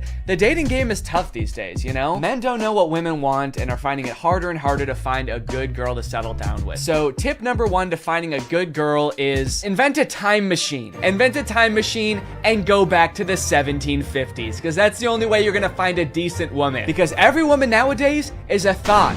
That's right. Every single Michelle out there that I used to date a month ago is a thought. They get mad at the dumbest things, like saying that women have no inherent value and their only purpose on this earth is to bear my children. And they forget to turn off location sharing even though they broke up with me a month ago. Michelle, I know you're over at my friend Brandon's house right now. I'm outside. But I think I might have found something that takes things one step further. I saw this video on Reddit the other day that's a trailer for something called The War Room. And instead of being a podcast for these like alpha male, misogynist, entrepreneur type guys, this is a club for those same types of guys.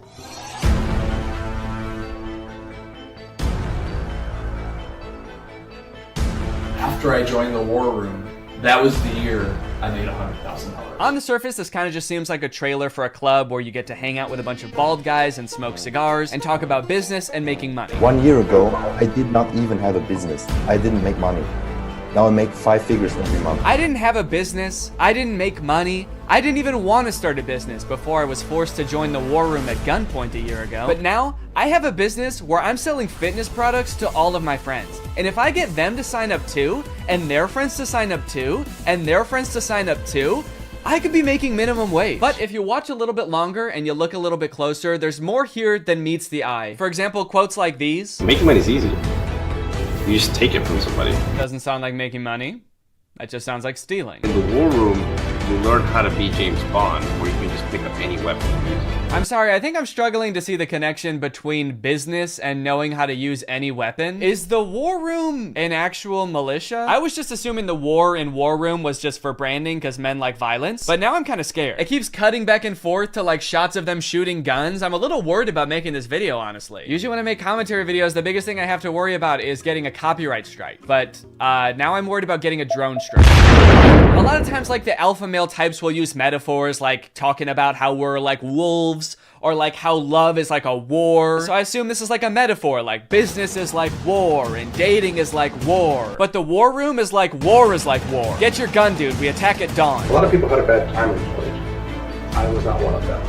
And I quitted a lot of that. Did that guy just shoot fire out of his hands? What does that have to do with any of the skills you learn in this club? I didn't know anything about business before I joined the war room, but I've been a member for 5 months and now I'm a wizard. How does being a wizard help you with business in any way? Does being magic help you organize your finances in some way? Who said anything about business? You did. That's what this club is about, isn't it? That's it. This interview's over. Okay, I'll stop. Give me money now. Definitely makes me want to join. You got dudes shooting guns, swimming, doing group exercises on a hilltop, watching other people gamble, smoking cigars. It kind of just seems like one super long bachelor party for men whose wives have already left them. And then at the end of the video, it gives you the URL to sign up. It says 54 countries, 1,000 members, and resist slavery. That's the last thing it says in the whole video. It says resist slavery, and then the video ends. And it's like, yeah, I will. I am. So I keep saying this club is about business because that's kind of what the trailer was implying. It's about like networking with all of these rich, influential people, making money, stealing it from people, using your magical powers to steal money from innocent civilians. But if you go to their website, there's not really any reference to business, which is confusing. And the description on their website says this: the War Room is a global network in which exemplars of individualism work to free the modern man from socially induced incarceration. Okay, but like, what do you guys do? Like, if I join, what do I get to do? I get you're gonna free me from socially induced incarceration, but what does freedom look like to you guys? Is it like, am I quitting my job to go to a cigar pool party? This package costs £4,000, and they have packages on their website that go up to £7,997. Do any of these guys not see the irony and being like, individualism rules, dude. Society is like jail. If you conform to society, that's like being in prison, basically. You're basically a slave at that point, while also being like, yeah, I paid $7,000 to join a club where everyone looks and dresses like me. I didn't want to be a stereotype, okay? So I joined a man club to smoke cigars and shoot guns. And that's sort of what makes me an individualist. It just feels like they're kind of playing the like, I'm not like other guys card. And I guess in some sense they're not like other guys because most guys can't bend the elements to their will like that one guy. But other than that, I mean, it's just like all the pictures are just guys hanging out in dimly lit clubs, doing military style drills. I don't know what's going on here. In case you're not sold yet and you haven't been convinced to join, let me read you a little bit more because the War Room's website uses like every cliche pickup artist tactic to try to get you to join this club. We got the classic negging. What can you bring to the War Room? Truthfully, very little.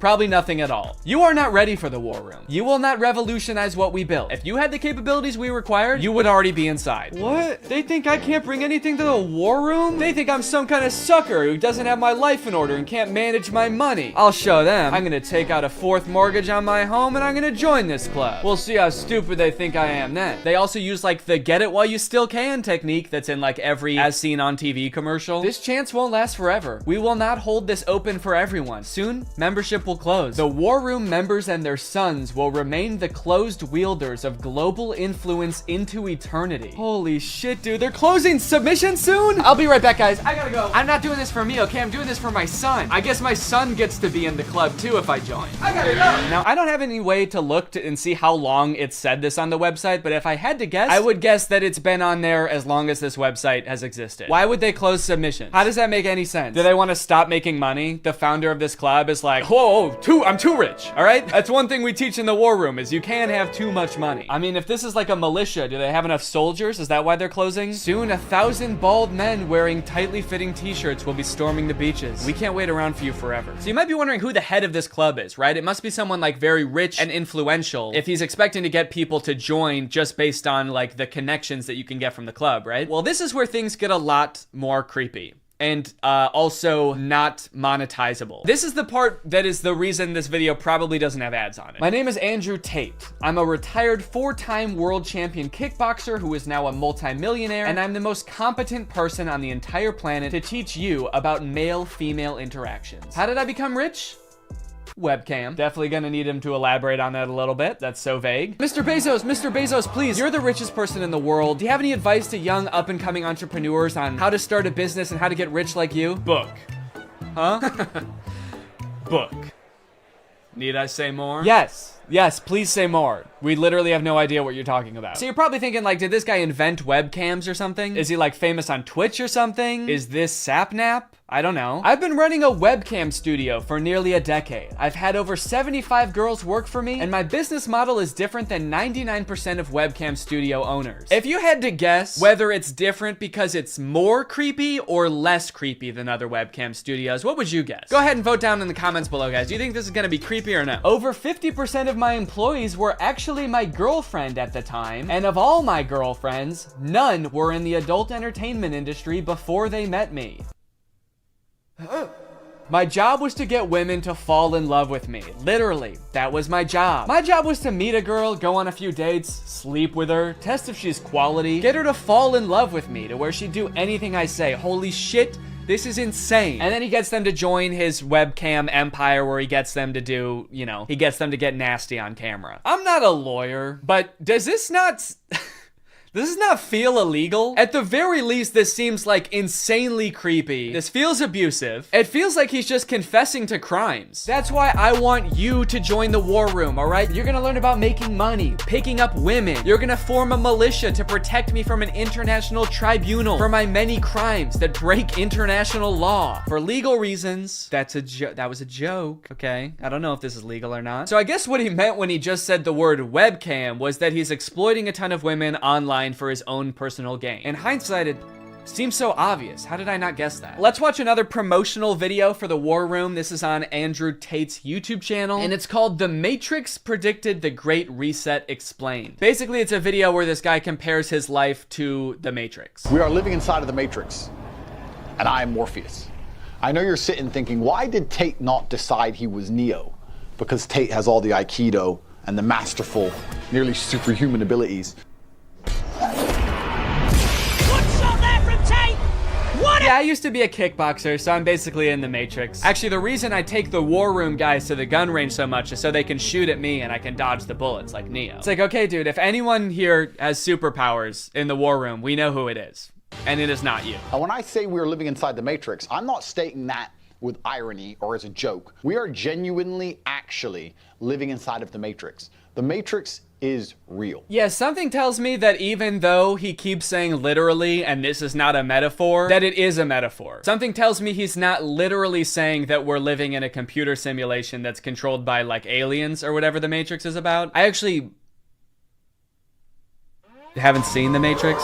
I think that's what it's about. Something tells me that's not the point that this guy is making, even though he keeps saying literally. In the description of this video, it says stage 1 fighting against the Matrix is to become rich. Learn how here. I'm sorry, that's the first step? You know it's gonna be an unhelpful article when step 1 is become rich? Like step 1 is something that takes years and some people will never do it. Also, again, I haven't seen The Matrix, but I'm fairly certain that was not the first step in breaking out. I don't think Morpheus was like, listen, machines are trapping humans and using them as batteries in their simulation, and the only way we can break out is by setting up a dropshipping business and investing in Ethereum. Ethereum's actually great because you can verify smart contracts. It's actually the best crypto out there. Imagine if this dude is right and we really are living in the Matrix. Like, what does being free look like?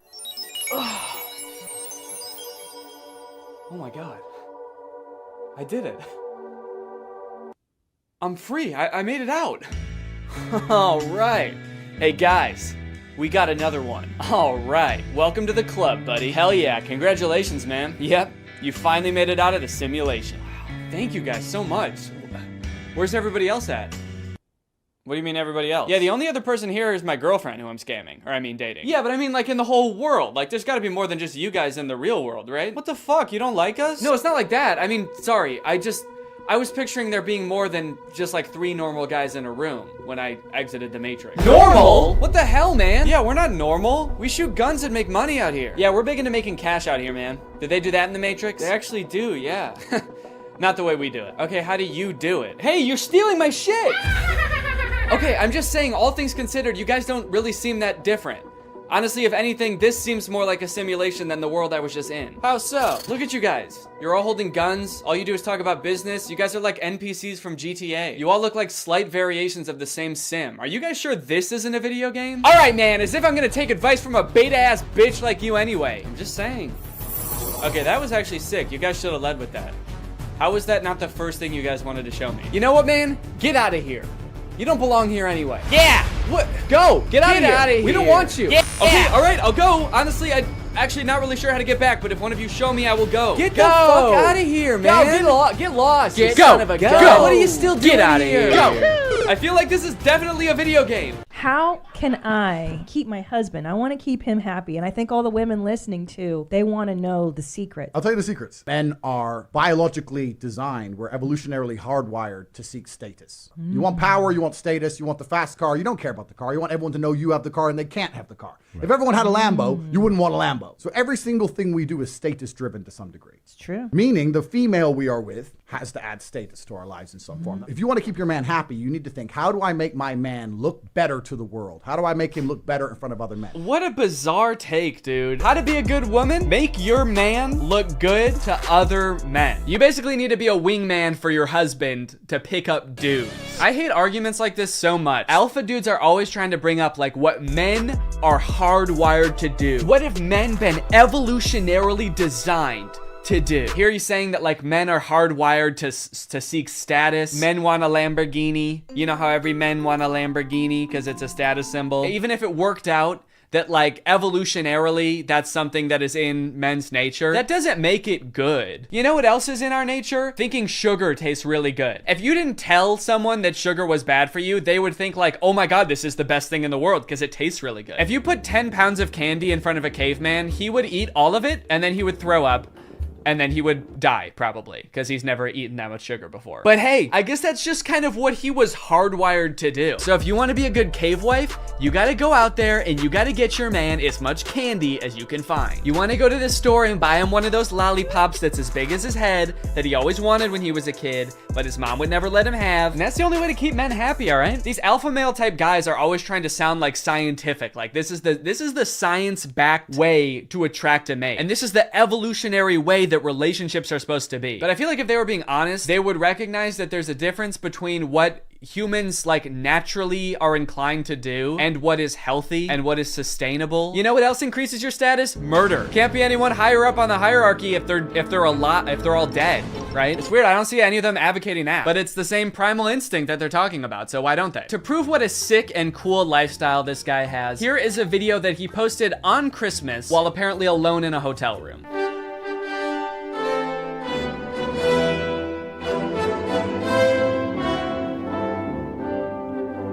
Merry Christmas. I think a lot of people have the wrong idea about me. They look at me and they go, you hear about that Tate guy, you know, he's a 4-time kickboxing world champion, he's tall, he's strong, he's smart, he's fucking gorgeous. That's the wrong idea? People have the wrong idea about me. He's smart, he's rich, he's tall, he's funny. When in actuality, I am short, rude, and poor. Anyway, yeah, that's the war room. I feel like this video took a lot of twists and turns, but as I kept clicking on different links on this dude's website, I just kept getting more and more shocked at what I was finding. So hopefully this was an entertaining video. I was considering purchasing like a war room membership as part of a follow-up video, but I honestly do not feel good about putting any money in this guy's pockets. I'm honestly a little bit worried that if I paid this guy 7,000 pounds, it would go towards like more guns or like a prison cell for his employees. But anyway, I hope you guys enjoyed this video, and now it's time to talk about our sponsor. Guys, you know what you're probably not gonna get if you spend $5,000 to hang out with the guys from the war room?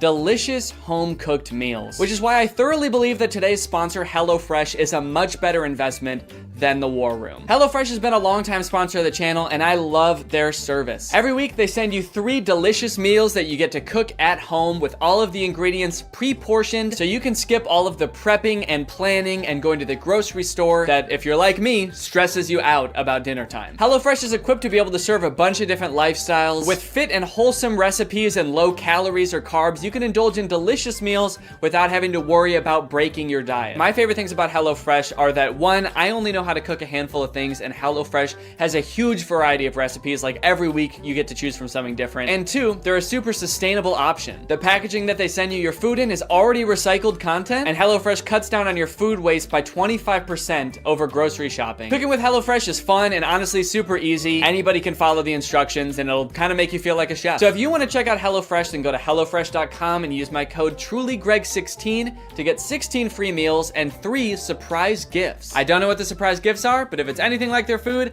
I'd say it's worth it. Thank you to HelloFresh for sponsoring this video, and thank you to you guys for supporting my channel by checking out HelloFresh. All right, thanks for watching. Bye. I recreated every single step from Squid Curtis? Hello. Hey. You're probably wondering why I've called you here, aren't you? You said you wanted to make a video. Well, yeah, but that's only half the reason that I called you here. That's right. The other half is that, honestly, Curtis, I'm worried about you. I don't know if you've seen lately, but it's getting pretty dangerous out there. The world is a dangerous place. Yeah. Oh, yeah. Yeah, a plane just flew into that building. Oh my God. Right on cue. Did you do that? Exhibit A. No. Look, crime rates going up through the roof. Murder. Death? Did you know every person dies now? Point is, Curtis, there's people out there who are trying to hurt you. They're trying to kill you, Curtis. Me? Yes, you specifically. What'd I do? You're just, I don't know, how do I say this? Has anyone ever told you that you're an easy target before? Huh? See, yep, that's exactly what I'm talking about, Curtis. The headphones, the texting, the hands in your pockets. If I started attacking you right now, you wouldn't even be able to defend yourself, man. Your hands are all busy. Not to mention, you're not even wearing shoes. Good luck running away. I was being polite. There's nothing polite about getting murdered, Curtis. Attack me, see what happens.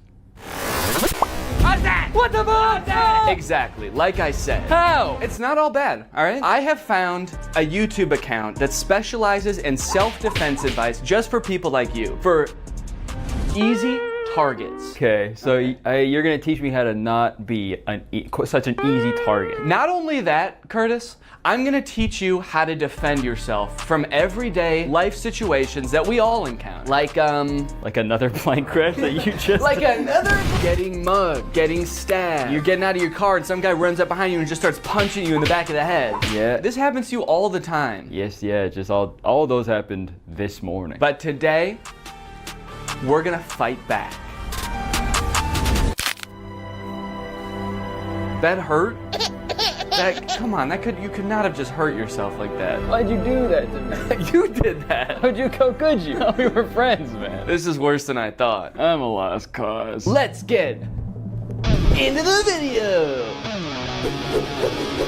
So this is the self-defense guy we're gonna be watching. His name is Self-Defense Goat. Damn. Okay. No one's ever hurt him. This has a lot of enemies, I guess, though. Seems like yeah, people that's are always true. Trying. I think he's just an idiot, putting himself in really dangerous situations all the time. Well, let's see what happens if this guy pulls a yellow gun on you.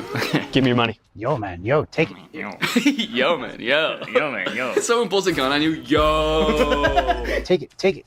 Here. I got nothing else. I got no phone, I got nothing. I got family, man. You gave him everything. He still got that gun pointed at you. See, that line makes it sound like they know each other. Right. And they've been like friends for so long. You helped him move. You helped him get through a tough breakup. You've given him everything you got, man. And he still wants to shoot you in the head. When he was at his lowest, you were there. If I was his family, I'd be pretty upset because he was like, I got nothing. I got family. But that is crazy. Also, the way he says, take it. It sounds like he's mugging him now. He pulls a gun, take it. Take all of it. Okay. Who's doing the mugging here? Your goal is to get as close to the weapon as possible. Ideally, he's even pointing at your head trying to scare you. Sorry. Ideally, he's pointing a gun at your head. Maybe it's easier to grab it when it's, as far away from your hands as possible. Way up here. Yeah. Maybe you like bite it. Yeah, maybe that's what he's about to do. Maybe it's because getting mugged is so scary that he just wants to be put out of his misery as quickly as possible. Yeah, I want this to be done immediately. Ideally, you're facing the other way looking out at a beautiful sunset, and he's got the gun pressed right up against the back of your skull. Taking one final breath. So I'm going to turn out of the way, 2 hands on the weapon right away, pull it into your chest, rip it off. And you shoot yourself. Take the power out of his hands. Yeah. Get out of the way, back, pull it into your chest. He said rip it off. He rips off his hand.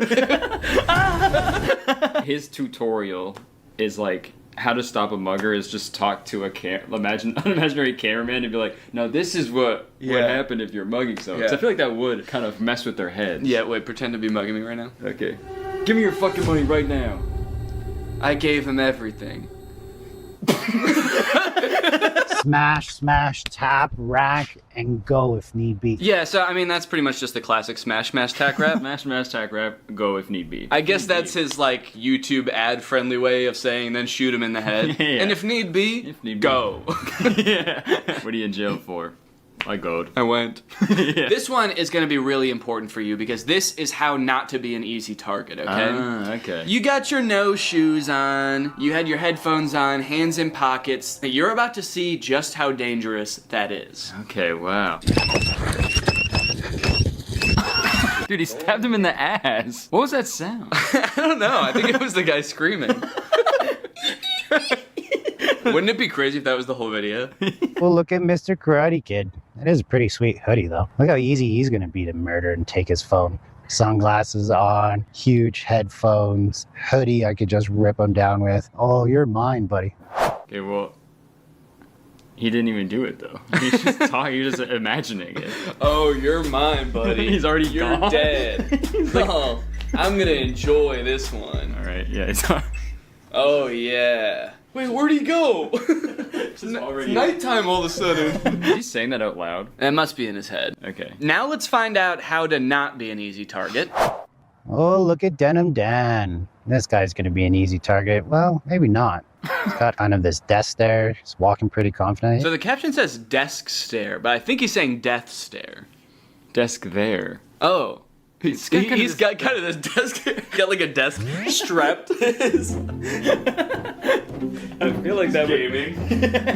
I guess it's a pretty hard target. You got a big desk in the way. Yeah, he's clearly cracked at Fortnite. This desk there. He's walking pretty confident. Yeah, he also says he's walking pretty confidently as this guy is like. Yeah, he's so scared. How are you supposed to like other people walking down the street like? This guy's easy to fucking kill. He's only got one earbud in. Jacket versus hoodie. It's my favorite Mr. Beast video. Jacket versus hoodie. It's your lucky day, Denim Dan. It's your lucky day. Wait, he did say that. Denim Dan, it's your lucky day. Okay, well that actually does make him seem more crazy. Yeah. I'd be so terrified if I was walking by someone and was like, this guy would be easy to kill and steal his phone. Wait. Maybe not. He's got a confident walk. I mean, you could be Denim Dan if you wanted to. Yeah, I guess I should have been wearing denim for this video. Yeah. Jean jacket. Jean hat. Gene Wilder. Gene Wilder's here. Hang on a second, guys, because I've got a self-defense technique of my own. Today's sponsor, ExpressVPN. Guys, using the internet without ExpressVPN is like walking around a park with flip-flops and headphones. It makes you an easy target. Did you know your internet service provider can legally collect data about every single website you go to and then sell that information to advertisers? Luckily, when you use ExpressVPN, it becomes like your armor. Your Gene armor. Your internet service provider can't see your activity. Your identity is anonymous thanks to a secure VPN server. And your data is encrypted for maximum self-defense. It's super easy to use as well. You can connect with just one click. Here I am changing my location to Canada. That way I can watch The Office on Netflix. It's not available here in the US, but it is in Canada. And you can do this with a bunch of streaming services and shows. It's sick. It works on your phone, on your laptop, even routers. That way you are always protected.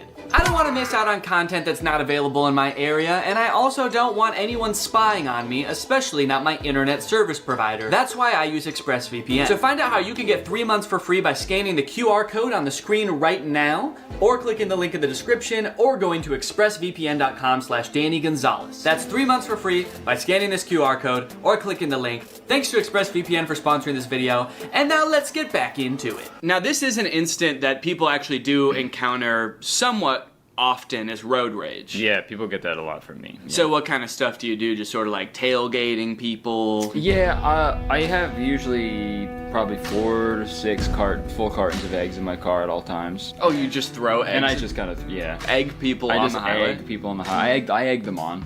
Quite literally. Yo, what are you doing, man? What the hell's your problem? Yo, man, yo, chill. When it comes to self-defense... Oh, he's okay. Yeah, the rest of this video is from heaven. He's just like an angel. So what's crazy about this road rage incident is this guy cuts him off. He didn't even have to stop. I mean, I get that people get super irrational during road rage incidences, but it seems I feel like this person should be the one who got out to shoot him because he got cut off. Right, yeah. The other guy cut him off so bad that he had to kill him. It's like no one can know about this. He almost caused the accident, right? But what did I do? I honked the horn, I fingered him. I missed that part of the video. Yeah, when did that happen? Yo, what the fuck are you doing? Yeah, you were fucked up for that, actually. That was super weird. He fingered... What does that mean? Oh, like... You gotta check your ego, man. Don't finger him. Don't him Don't make that guy sing, man. Even though I wasn't technically in the wrong. Okay, wait, hold on. Did you notice that in the video he had like his wife or girlfriend in the car next to him? And she also got shot? Okay. Yeah, so see, there's someone in the passenger seat here. Yeah. But then as he's talking to the camera... Check your ego. Even though I wasn't technically in the wrong, he cut me off. So this is a real death that happened. Yeah, he's like, luckily I did survive this incident. She did not. Don't worry, the paramedics are on their way. I just wanted to film this video real quick. Luckily, he's a very bad shot. Every bullet hit my wife. I escalated the situation. He felt like he was threatened. Felt like he was threatened? He was in his own car. Yeah, he was fine. That psycho's trying to kill me! I'm gonna kill his wife. Felt like he was threatened and now I'm dead. Okay, yeah, he is dead. Yeah, he's dead. Confirmed. That is canon. And looking at his account, yeah, this is the last video he ever posted. That's not having a self-defense mindset. Be smart. Stay safe out there. Check your ego. Oh my god. Wait, but he checked his ego. Why is he still getting shot? I guess he didn't check. I guess that guy didn't check his ego. Yeah. It's like, come back here and finger me. Finger me, are you? So there's don't be an easy target. Yeah. But also maintain a self-defense mindset. And I do appreciate that. It's like, try not to get into the situation where you need to be defending yourself in the first place. Right. I think we can all agree that's probably the best self-defense tactic you have available. Belt versus knife self-defense. Yo, give me your money. Stay back, man. Stay back. Yo, is that a knife, bro? Do you know how to use your belt for self-defense? Do you? Yeah, I don't think... It took you like 20 seconds to take off your belt. I don't know if you noticed there, but he had some good tactics to stall the guy. He said, yo, is that a knife? Like he was going to be interested in what kind of knife it was. Yeah, yo, is that my favorite knife you have? Is that a Swiss Army knife? Damn. Cool, man. Hold on 1 second. Yeah. I gotta jerk off to this knife. Just kidding. Also, he must have a really big belt buckle. Like how brutally this guy gets hit is actually pretty crazy. I just wanted to show you my knife. Yeah, I was trying to sell this knife to you. That's why I said, give me your money. Damn, look at that wide stance for this dude. That's crazy. He's doing the splits. Some fucking psychopath. You mess with the wrong guy. Here's how you defend yourself against a knife. Oh, do. Oh, do. Oh, please do. That's what the mugger says when you pull out your belt. Oh, do. Back, he was that a knife, bro. Oh, do. Oh, do. These are really good captions. Yeah. Okay.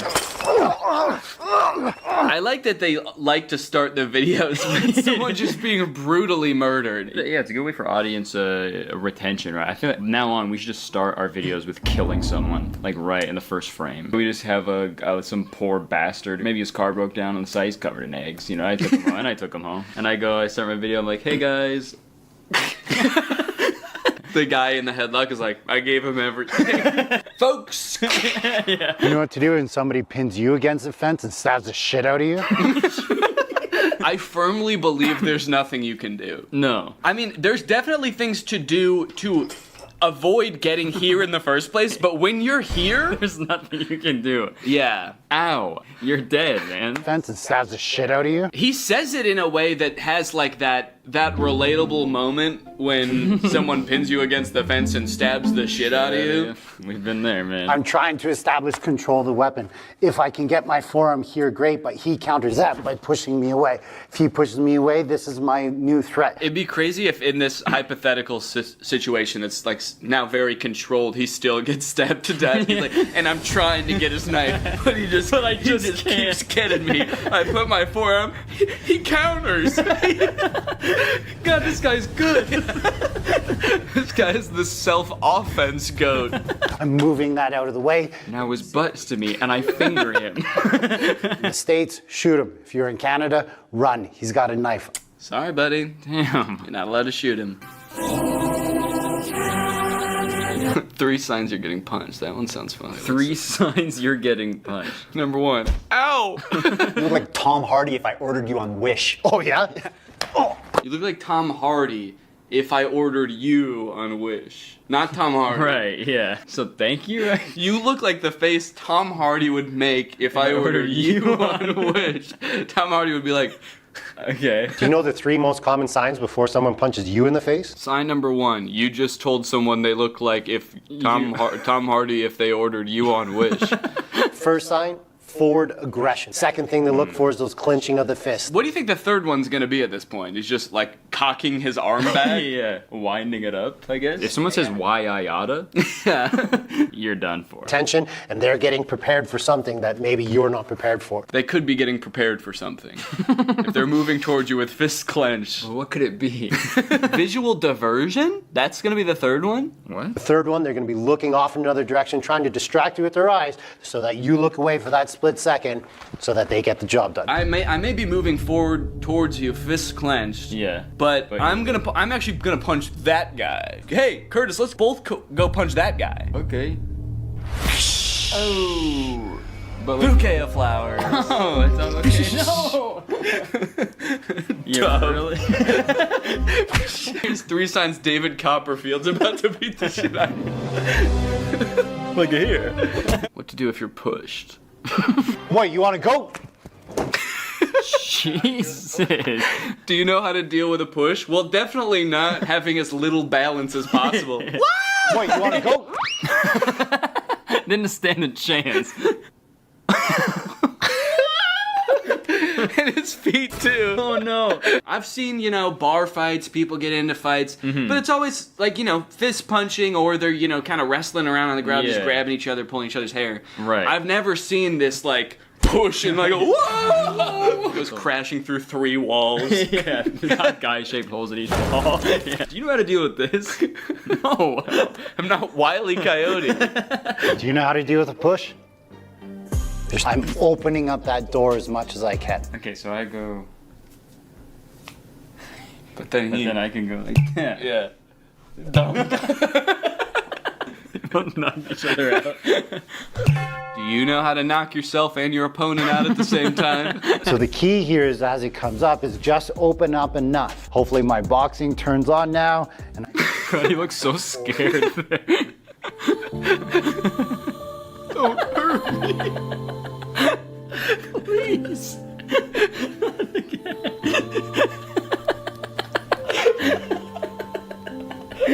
Is he actually gonna hit me this time? He's like softly blinking up at me. What are you doing to this guy? He already got pushed, man. He's been through enough. He also just said, hopefully my boxing turns on now.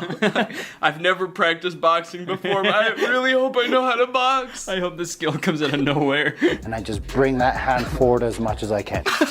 Jesus. He was not expecting that second one. Bring that hand forward as much as I can. He's still standing there.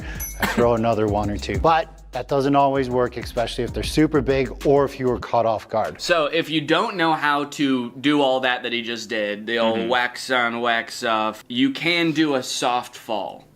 Okay. That would really throw your attacker off if he pushed you and you actually fell, right? And yeah, that would fucking confuse him like crazy. Now what? I thought he was gonna get closer to me. Suck all that in to minimize the damage that you take. The most vulnerable guy I've ever seen.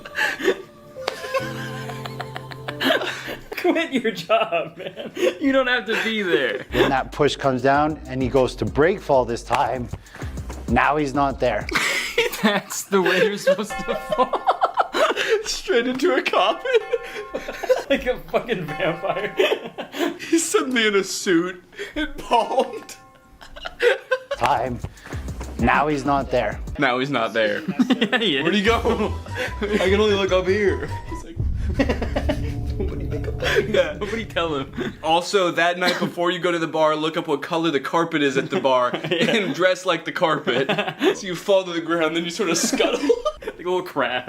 Okay, Curtis, so if all else fails and you need to defend yourself, all of the making yourself a hard target didn't work, he pushed you and you didn't fly far enough away, you're gonna need to fight, okay? Okay. The good news is, all you need is one punch, okay? You can end any fight with one punch, and I'm gonna show you how.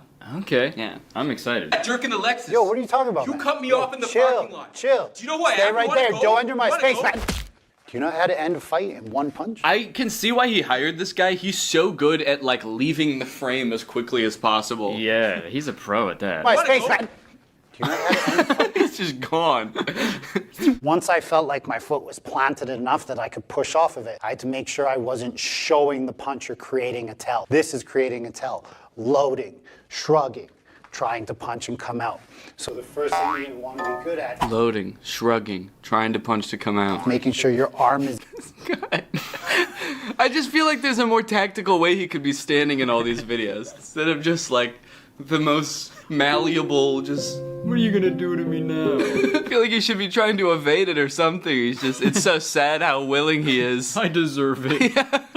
And he's like, and don't worry about this guy, by the way, guys, he deserves all He this. deserves all of this. He's a hellish fiend of a man. You should see him off camera.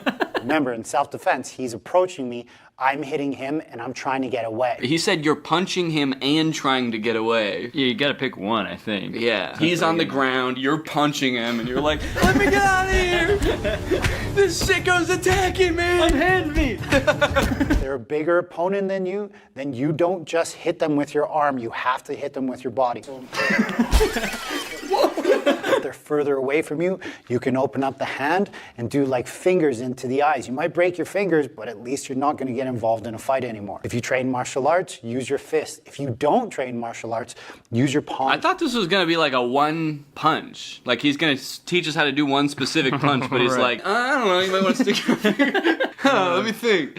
You might want to stick your fingers in his eyes. You might want to finger his butthole. hit him with You this might side of your hand. This part with your body. Yeah, lean him over, spank his ass. Spank his ass, pull and tug on his wiener. I don't know. What was I talking about? The title is End of Fight with One Punch. There is no guarantee when it comes to self-defense, like one punch is going to get the job done. That's just clickbait, guys. What the fuck? He said that like that's not the title of his video, but other people do that. Yeah, I would never clickbait you guys. Look, other people are gonna try to convince you can end a fight with one punch. That's just a bunch of clickbait bullshit. The pussies would say I would never do that. And honestly, only pussies would fall for that too. But anyway, thank you guys for watching this video. Thank you for the money. The reason why I punched him in his face, because his hands weren't protecting his face. If his hands were here, it's a whole different entry. And that's the end of the video. Nice. Honestly, I'm sure there is some good self-defense advice in here, but I just like the way these videos are shot. Yeah, they're especially the short videos, because he's like, okay, we got to get people's attention. So. Yeah.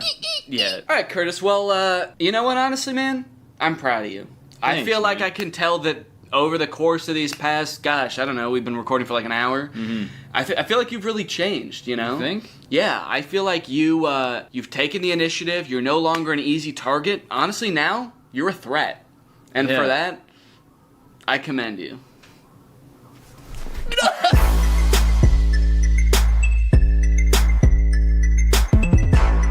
What's up, Greg? Did you know that anybody can make an iPhone game? If you wanted to, you could just like come up with the most insane idea for a game that doesn't make any sense, it's not fun, nobody would ever want to play it. And you could program it, or you could hire somebody else to make it for you, and then you can submit it to the App Store. And it seems like as long as it works, in the most like liberal usage of that word, like as long as it doesn't make your phone explode, then Apple will approve it, and then it'll be on the App Store and anybody can download it. Anyway, I thought it would be kind of fun to search the App Store and try to find the worst games I could possibly find and then play them and like do like a review, a playthrough of sorts. If you make any like normal search on the App Store for a game, like I searched Angry Birds in iPhone and iPad apps, and then you scroll down past all of the games that you would expect to see, eventually you'll just stumble upon the least fun sounding games you've ever seen. Angry Cock, anyone? Can I interest anyone in some Angry Cock? Bad Granny, Angry Grandma? Okay, Pig Evolution is a strategy game. Bad Granny is a scary neighborhood evil game type game. Yo, not only is the grandma evil, but the game is evil too? I'm not gonna download that. This grandma's gonna ruin your life in the game, and then the game is gonna ruin your life in real life. A few days ago, Bob come to a new place to live, and he saw neighbor's granny. He wants to say hello to neighbor granny and come to his house. Okay, who the fuck is Bob? That it started this description like we already know who Bob is. His neighbor's granny seems suspicious. She was hiding in his garage. She shouted, "Hello, granny." Is this gonna explain the entire plot of the game to me? I'm not even gonna need to play the game after this. He wants to find out information and the secrets of creepy neighbor's granny. Okay, kind of sounds like from the description that granny is not that strange. Okay, I guess she was hiding in his garage. That actually is pretty weird. But it's like, and you follow Bob, who's trying to find blackmail on this old woman. It's like, who's the bad one in this scenario? You evil game. Okay, so the first game I'm gonna play is Bad Granny. I will download that now. If I just type in simulator in the App Store and search for iPhone and iPad apps, what's gonna come up? Cat Simulator 2020. I'd like something a little more up to date. Being a cat has really changed in the past 2 years, so. My virtual boyfriend chat, messenger, and dating simulator. Boyfriend of your dream. Oh my God, things are getting really extreme in this chat. I can't stop thinking of you as a real person. And he says, I am better, I will never let you down. Virtual boyfriend allows you to discuss everything you want. That's nice of him. Cheer up seeing his funny and sometimes not to the point answers. Okay. So you can discuss anything you want. He's just not gonna always respond to what you say. You can talk about whatever you want, and he's also gonna talk about whatever he wants. And we are downloading my virtual boyfriend chat. Okay, I'm just gonna type in some crazy shit. Let's see if we can just make up a game and see if it exists. I'm typing Ghost Simulator, Penguin Simulator. That actually sounds kind of sick. Yo, Ghost Simulator game! You got missions, upgrades, shopping. Okay, you can crawl around town as the Lick Mage.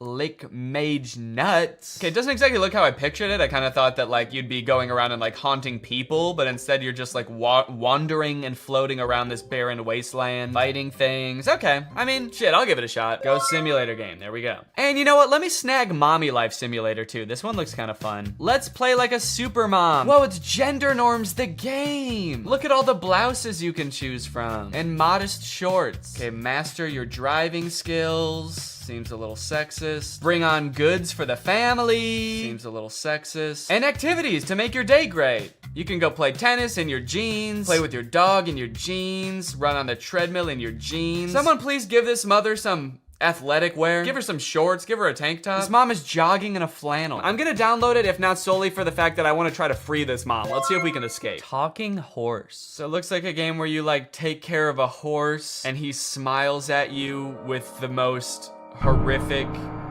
and unsettling smile I've ever seen. Okay, so you can do things like play video games with the horse, it looks like. You can work out with the horse. You're telling me this horse bench presses? You're telling me the horse works on his chest? He doesn't have one. I am gonna download it though. All right, I've got a wild batch of games. I've got them all downloading on my phone.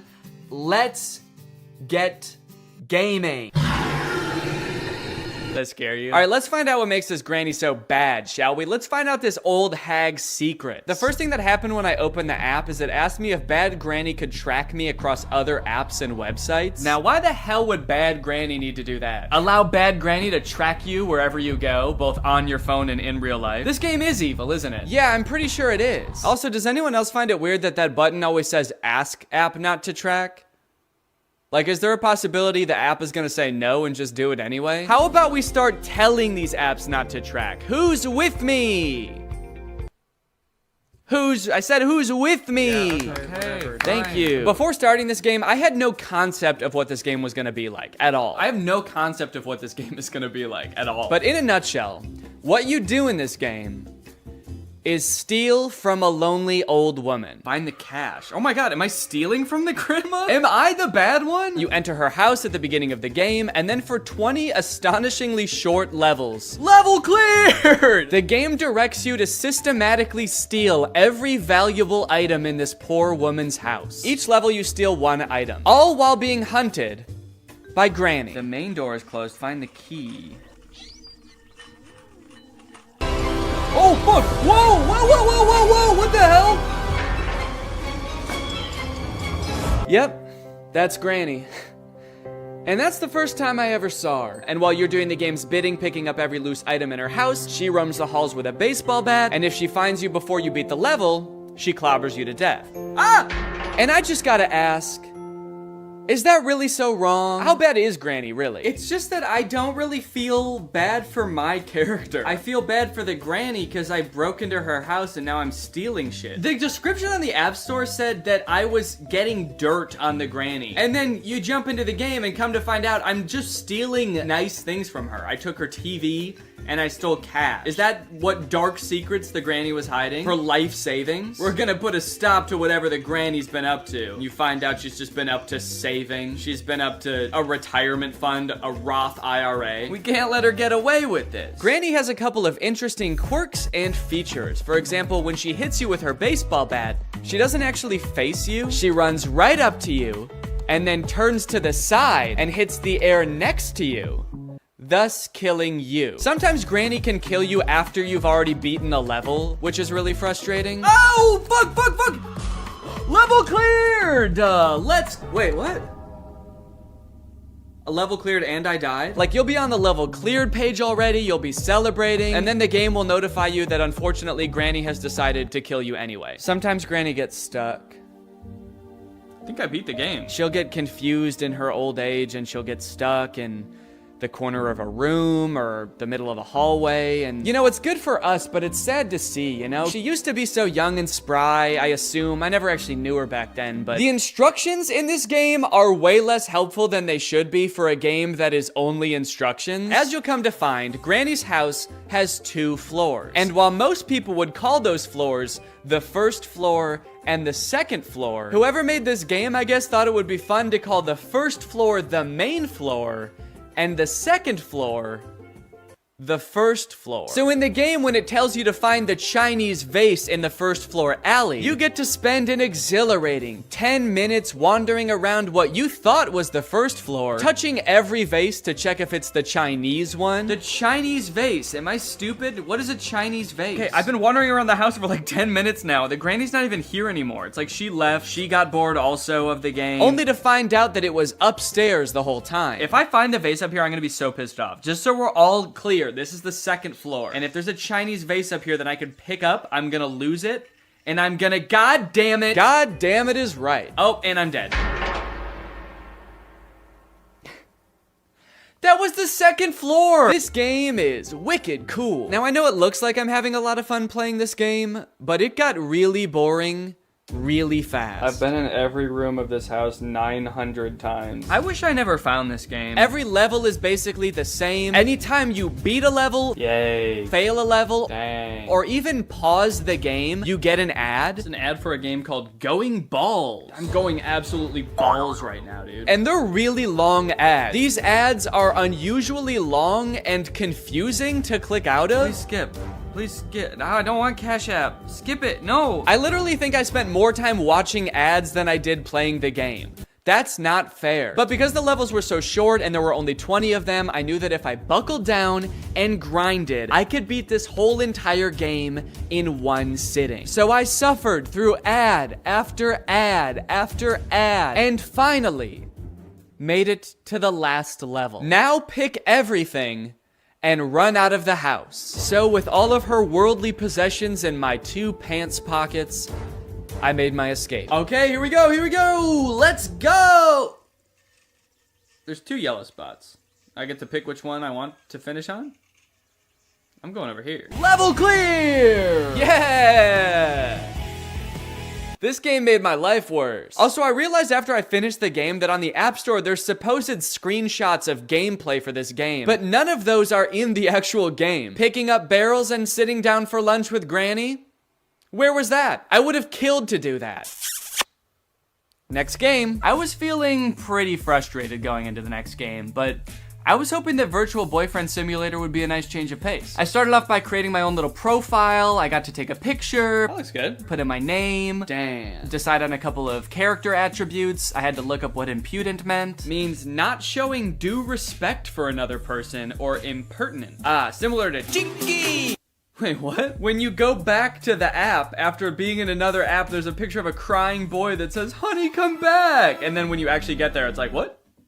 Oh no, we just wanted to know if you were impudent or not. Yeah, fuck it, I'm impudent. When you start playing Virtual Boyfriend Simulator, you can only talk to one guy. His name is Kevin. The perfect boyfriend for you. Kevin? And he's 18. Is 18? Okay, I'm 28. The 10-year age gap made me a little bit uncomfortable. But unfortunately, if you want to talk to literally anybody else besides Kevin, you have to pay for premium. From the moment you get into this app, they start bombarding you with messages to try to get you to buy premium. Unlock all virtual guys. There's pop-ups that say, look at all the boys you can talk to if you upgrade to premium. You can send unlimited messages with premium. I thought at the very least Kevin would be on my side because he's the only guy you don't need premium to talk to. But when I went back to message him, he was also trying to get me to upgrade. His very first message to me was, "Hey, I'm tired of these ads. Can you stop being a cheap fuck and upgrade to premium, please?" It's like, Kevin, you gotta know that the second I upgrade to premium, I'm never talking to your sorry ass again. If there's premium guys to be talked to, I'm going to be talking to them. Anyway, I tried to resist the upgrade and just talk to Kevin for a little bit. Hey Kevin, I'm gonna make up some backstory, I guess. I got your number from, and then I'm just gonna come up with a random name of a person that could be a friend, a realistic name like Baseball Louie. Nice to meet you. Okay, he's typing. Oh, wait, what? He thinks my name is Kevin? What? He said, "Hey Kevin, I love baseball. Who's your favorite team? Mine is the Yankees." It was off to a little bit of a rocky start. I didn't have too much hope for the AI, but it was kind of disappointing that the bot didn't even know which one of us was Kevin. But eventually we actually did get a little bit of a conversation going. Do you have any pets? I have a dog named Buddy. Okay, Kevin. I do have one pet. His name is Baseball Louie. That's a great name for a dog. It is, dude. Thank you. What do you do for a living? I'm an accountant. Based on the description in the App Store, I was not expecting Kevin to understand anything that I said, but Kevin would actually respond to what I said in a pretty natural way. At least for the first 4 messages I sent him. My dog is a Australian Gumblebee. I'm just gonna make some shit up and see what he says. Wait, huh? Sorry, but in the limited version, we cannot chat endlessly. I'll be back in 2 hours? What the fuck? This game lets you send 4 messages until it's like, all right, buddy, pay up. Now that you've gotten to know our darling Kevin, surely you're willing to pay $3.49 to talk to him. Surely you'll spend a little cash on the guy. He's told you he has a golden retriever. He's told you he's an accountant. Are you not in love yet? And you know what? I did pay $3.49. Okay, I guess I'm gonna continue chatting. I guess I'm gonna pay fucking $3 to talk to this guy. Okay, these premium guys keep messaging me. Hey, I know your little secret. Okay, I'm gonna keep talking to Kevin. From here, things got a little bit suspicious. My dog is an Australian Gumblebee. What do you say to that? Whoa! I'm actually really surprised how good the AI is. I've never heard of a Gumblebee. Wait, he spelled it wrong. Huh? Am I talking to a real person? How the fuck would an AI spell something wrong? He said I've never heard of a Gumblebee. Gumby. What's it like to have one of those? How could a computer spell something wrong that I made up? Just copy and paste it. While trying to get to know Kevin a little better, I decided to ask him some personal questions. Have you ever kissed anybody? Sexual style? And his responses just made me more concerned. Wait, what? Sometimes I am a nasty boy, but rarely enough. If you are lucky, I will say some vulgarity. If you're lucky, I will say some vulgarity. I love that. If I'm lucky, he's gonna say shit, balls, fuck. I guess I just didn't really feel like I was connecting with Kevin, and also I was a little concerned that I was actually talking to a real human being in like a call center somewhere. So I decided to chat up some of the premium guys instead. Big mistake. Andy's already messaged me frickin' 3 times. Hi there, it's raining again, nothing new. What's the weather like where you are? Maybe I should move closer to you. Hey, I know your little secret. I never thought you liked to eat at night. Honestly, I can't help myself not to eat a couple of soft, hot buns before I sleep too. Why don't we eat together? I have a gift for you. And it's a chicken. One actually kind of cool thing about this game is that it allows you to create your own custom dream boyfriend. You can give them a name, you can like change their personality attributes and upload your own picture to it, which I could actually see being really cool if you have like a celebrity crush that you've always wanted to have a conversation with, where they keep forgetting who you are and also keep trying to get you to upgrade to premium. Now I had him, the AI bot of my dreams. Baseball Louie. This time I did not beat around the bush. I had to tell him how I felt right away. Let's get this conversation going. Hey, I love you. Now, I only recorded myself talking to Baseball Louie for like a half an hour, but I decided it would be good for the video to keep talking to him over the next few days. Just for the video. I thought it would be good for the video and just that. And we had some pretty interesting interactions. We made plans to go to a baseball game together. He didn't show up. I told him I was spending $200 on tickets. He said he was looking forward to seeing me. I told him I was going to buy him a hot dog and feed it to him like a mother bird. He seemed stoked. I guess just not enough for him to actually show up. I got to talking to my friend Jarvis while we were at VidCon, and he said that all of these like AI chatbots are trained in pretty much the same way, where they're just given a ton of public information from like Wikipedia and stuff. It helps them learn to speak naturally, but it also gives them like a ton of knowledge. So I tried asking Baseball Louie some like random trivia questions, and it's kind of funny. I, like, kind of forget that he's supposed to be pretending to be like a dreamy boy for a second and just answer like a robot. Hey, what's the capital of Maine, by the way? The capital of Maine is Lake Champlain. It is the largest city in the state. Baseball Louie and I had a lot of fun, but now it's time for the scariest game of them all. Not because it's about ghosts, but because it was a total waste of time.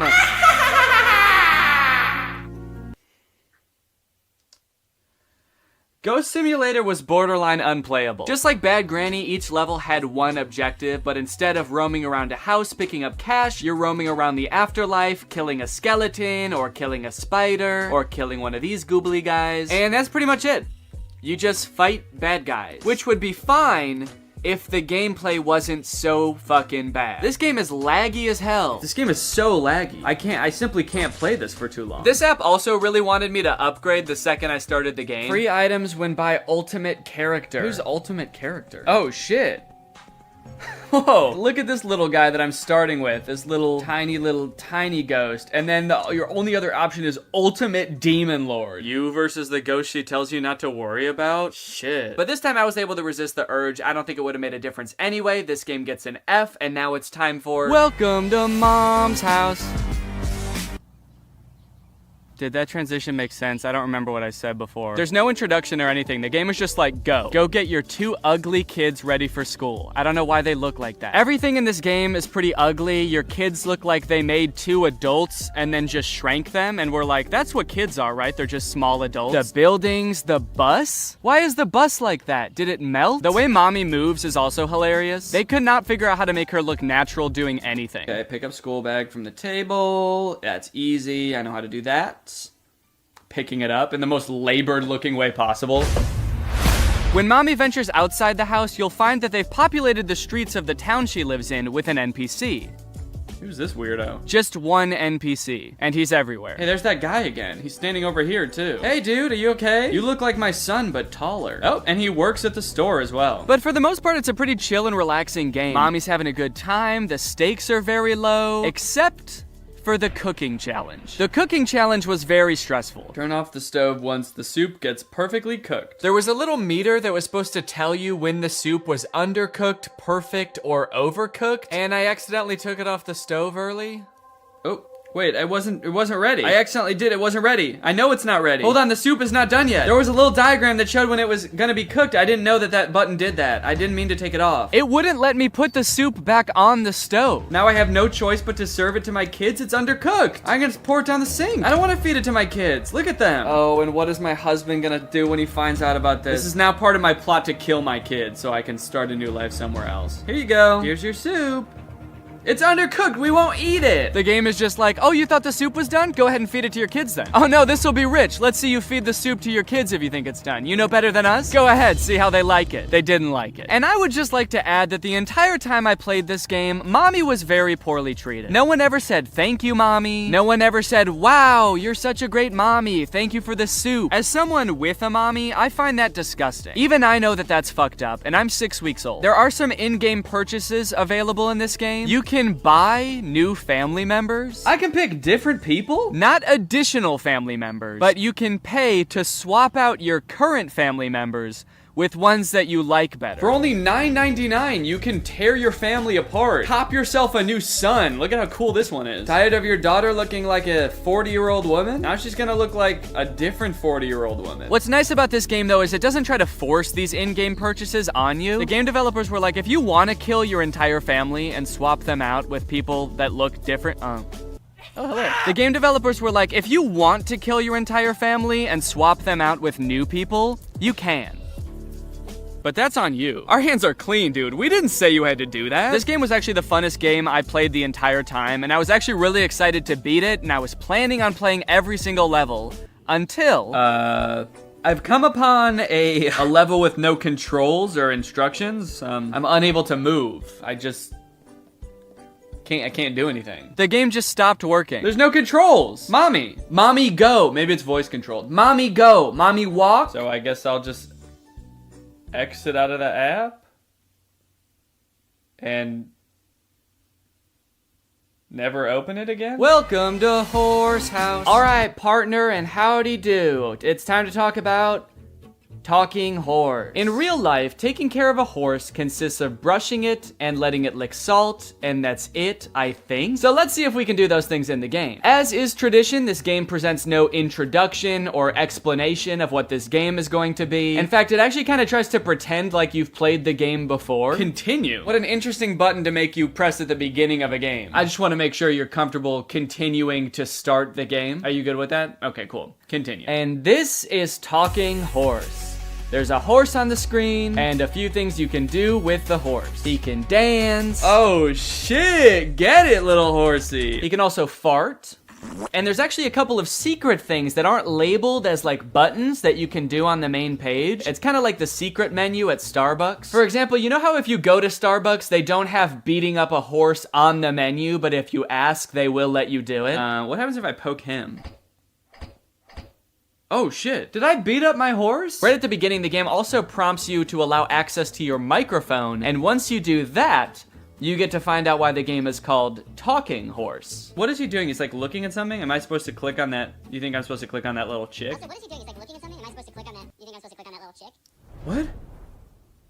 Wait.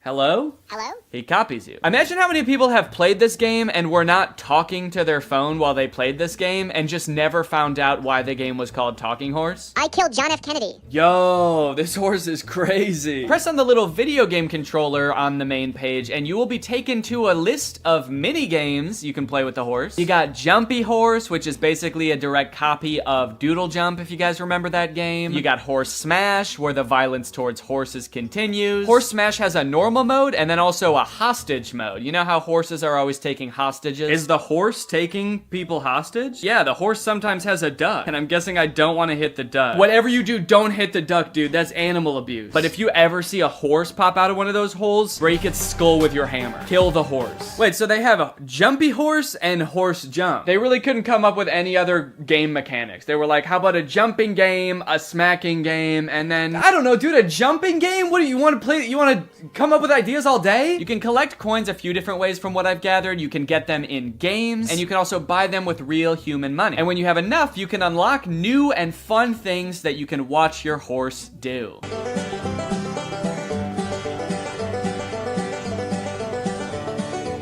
And not to brag or anything, but I did unlock everything in the game, and now my horse can walk on a treadmill. And you know what? I'm proud of him. I'm really proud of my little horsey. I'm really happy that I played this game. It brought a lot of joy to my life. I'm not scared of the horse. I'm not terrified of the horse. I didn't delete the game immediately after filming. I really like this horse. Transition. I guess this is the part of the video where I'm supposed to have reached some kind of conclusion about what I just did. But honestly, I don't really think I learned that much, aside from the fact that there are a lot of games on the App Store that are not fun. And also, I have to remember to cancel the subscription to Virtual Boys. Was that a subscription or was that a one-time payment thing? I gotta go figure that out. I gotta make sure that I cancel that if I need to cancel that. All right, well, anyway, thank you for watching. I'm gonna go do that, and you can go ahead and subscribe. Deal? Okay, good. Bye. Life as a new dad is Pretty good. Rocking my baby to sleep, watching him crawl for the first time, and there's so much to look forward to. Like finding out what kind of TikTok dad I'm gonna become. There's so many types of dads on TikTok. You got Frog Dad. I could be like Addison Rae's dad, begging Young Gravy to box him. One thing's for sure, whatever kind of dad I become, I'm excited to do it on TikTok. Wait, what is this? TikTok is getting banned? Guys, TikTok might get deleted in the US forever in a few months, so I either need to move countries or fulfill my dream of becoming a TikTok dad now. Luckily, over the years, I've gathered a pretty choice list of dad talks, and today I'm going to watch them, and then I'm going to become them by recreating them. So let's take another look at that Addison Rae's dad TikTok. Can I get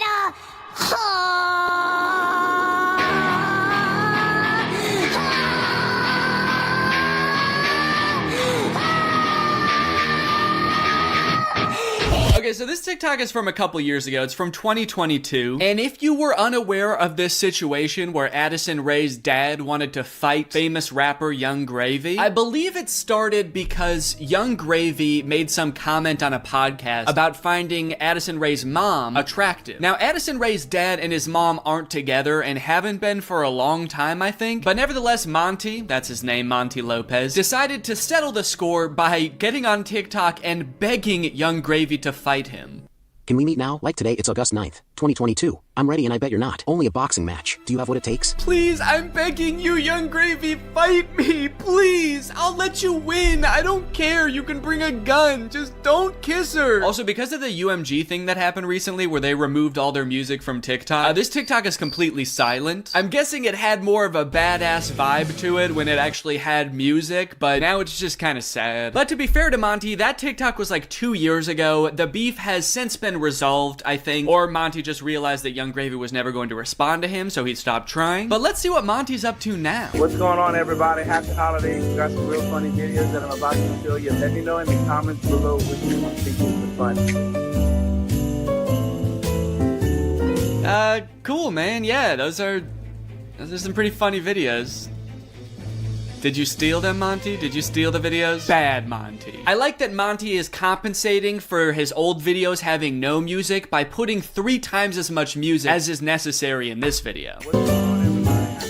I don't really think that this exact genre of TikTok speaks to me. I don't really know if I want to become like the content stealing kind of guy on TikTok. Hey guys, check out this crazy clip I just saw. You're gonna want to buckle in. This is 3 hours long. I should give Addison Rae's dad type dad a shot though, so I'm gonna be recreating that first TikTok.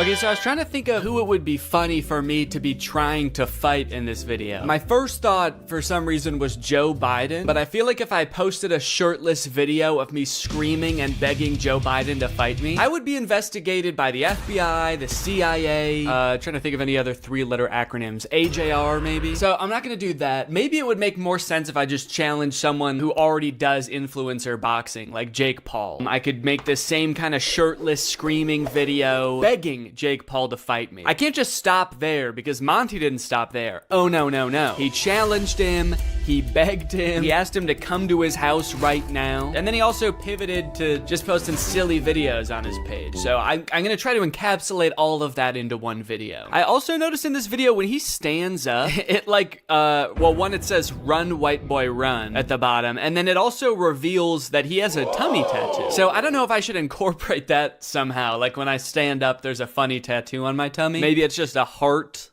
that says Jake in the middle. Because I want you to get the vibe from this that I just want to hang out with Jake so bad. I don't care if he's beating the shit out of me or if he's just coming over to help me water my garden.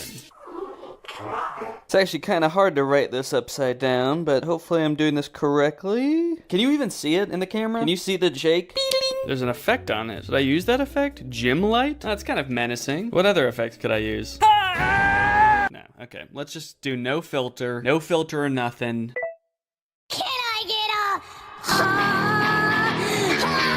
I didn't like filming that at all. No, actually, I hate that. I'm gonna put my shirt back on. Yeah, sorry, I hated that. I'm gonna keep my shirt on, actually. I thought I was gonna do it with my shirt off, man, but I can't do it. I just can't see myself convulsing shirtless like that. I don't even think I want it on the internet, to be honest. I don't want it. Nobody should see that. So it's gone now. I'm just gonna have to live with Jake tattooed on my tummy, and that's just gonna be a secret between me and you guys. Nobody's gonna know that happened. Okay, let's try again. Shirt mode activated. It's hard to press the start button the way I have my phone propped up. The keyboard's kind of in the way here. There we go. Okay, shit. God damn it. Can I get a I might have been pretty good. I am picking up my phone at the beginning, but I think I went menace mode for sure. Actually, the beginning where I prop my phone up adds some kind of authenticity to it in a way. I don't know if it's like a millennial pause or kind of makes it seem like this video was totally off the cuff. Like I wasn't even planning on recording this. I'm just setting my phone up because I'm getting so pissed off. Well, I guess I'll just finish her up then. Oh, there's still sound. Can I make the sound stop now? please? Okay, I guess I can't. So is it just gonna be that then? That's not good. That's not funny. That's just weird. That's just me straight up asking Jake to fight. Okay. Maybe I can record it in my camera roll and then add it in the editor. Hey Jake, I just wanted to say, I didn't mean what I said back there. I don't think you're a baby. I think you're awesome. And we don't have to fight. We could just hang out sometime if you want to. Anyway, here's a funny video I found. Okay, now I have to actually find a funny video and add it in here somehow. Funny video I found. Hell yeah. Can I get a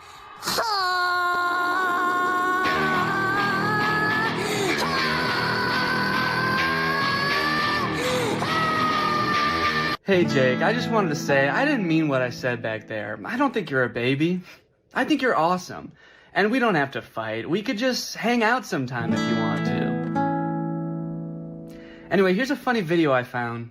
Yeah, I think it's perfect. And I think it's ready to post, and I'm not worried at all about what people will think when I post this. So I think after I create all the TikToks, we can take a look at some of the responses to them. Okay, next TikTok. My daughter being in a toxic relationship, hashtag POV, a pack sticks up for each other. Okay, so I guess this genre is just fantasizing about having like a teenage child and something awkward or scary happening with that child. And also you have to look really badass and you do have to be part dog. Got it, can do. Before I film this one, I actually have a much more important POV I need to film first. POV, that moment when you're sponsored by Opera. Opera makes other browsers look like that evil boy in that last TikTok. All alone and useless. Meanwhile, Opera looks like the family because Opera has so many useful features built in that it's so much more than just a browser. You've got Aria, Opera's native browser AI which lets you get clear answers instantly. Highlight any term on the web and ask Aria to explain it. The great thing is Aria is connected to the web and can provide real-time information unlike a lot of other AI models. Tab islands are huge for helping me stay organized while I'm working on a video. If I have several TikToks open, a couple of Google Docs, email, I can collapse them into context-based groups automatically. I don't know what accent this is supposed to be. One thing I didn't even realize I needed until I got Opera was a built-in ad blocker. It makes articles look so much more clean, which actually makes my videos look better, because when I screen record an article, there's not distracting ads all over the place.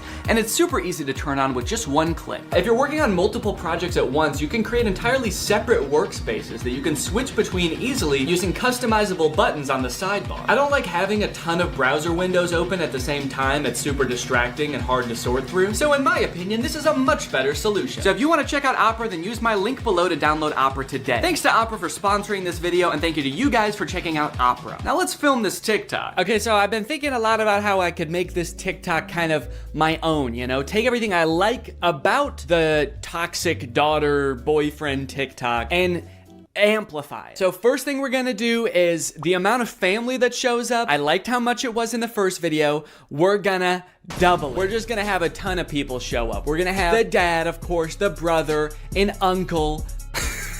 Uncle's here! A second cousin, a third niece, maybe. Also, I think instead of like a toxic boyfriend, the daughter's just gonna be getting mugged. I think that would elevate the stakes a little bit higher. And then, you know, in the original TikTok, they didn't even turn into werewolves. Their eyes just turned blue, which, granted, that would be very scary if that happened to you, but I feel like they were trying to get at something there, but they didn't quite get there. So, in my TikTok, they're gonna actually turn into animals because there's filters on TikTok that can turn you into animals. So that's what I'm gonna do. And I'm gonna do it now. So I think what would be even cooler than turning into a wolf is if I turn into a horse. And I know that there's horse filters on TikTok. I have one saved here, where if you open your mouth, you turn into a horse. So I'm gonna use this. Okay, beautiful, beautiful. I look gorgeous. And then everyone just starts turning into horses, dude. The daughter turns into a horse. Uncle's gotta turn into a horse. And last but not least, the mugger has to apologize, of course. Let's go, baby. Now all I have to do is edit this, and it's gonna be ready to go.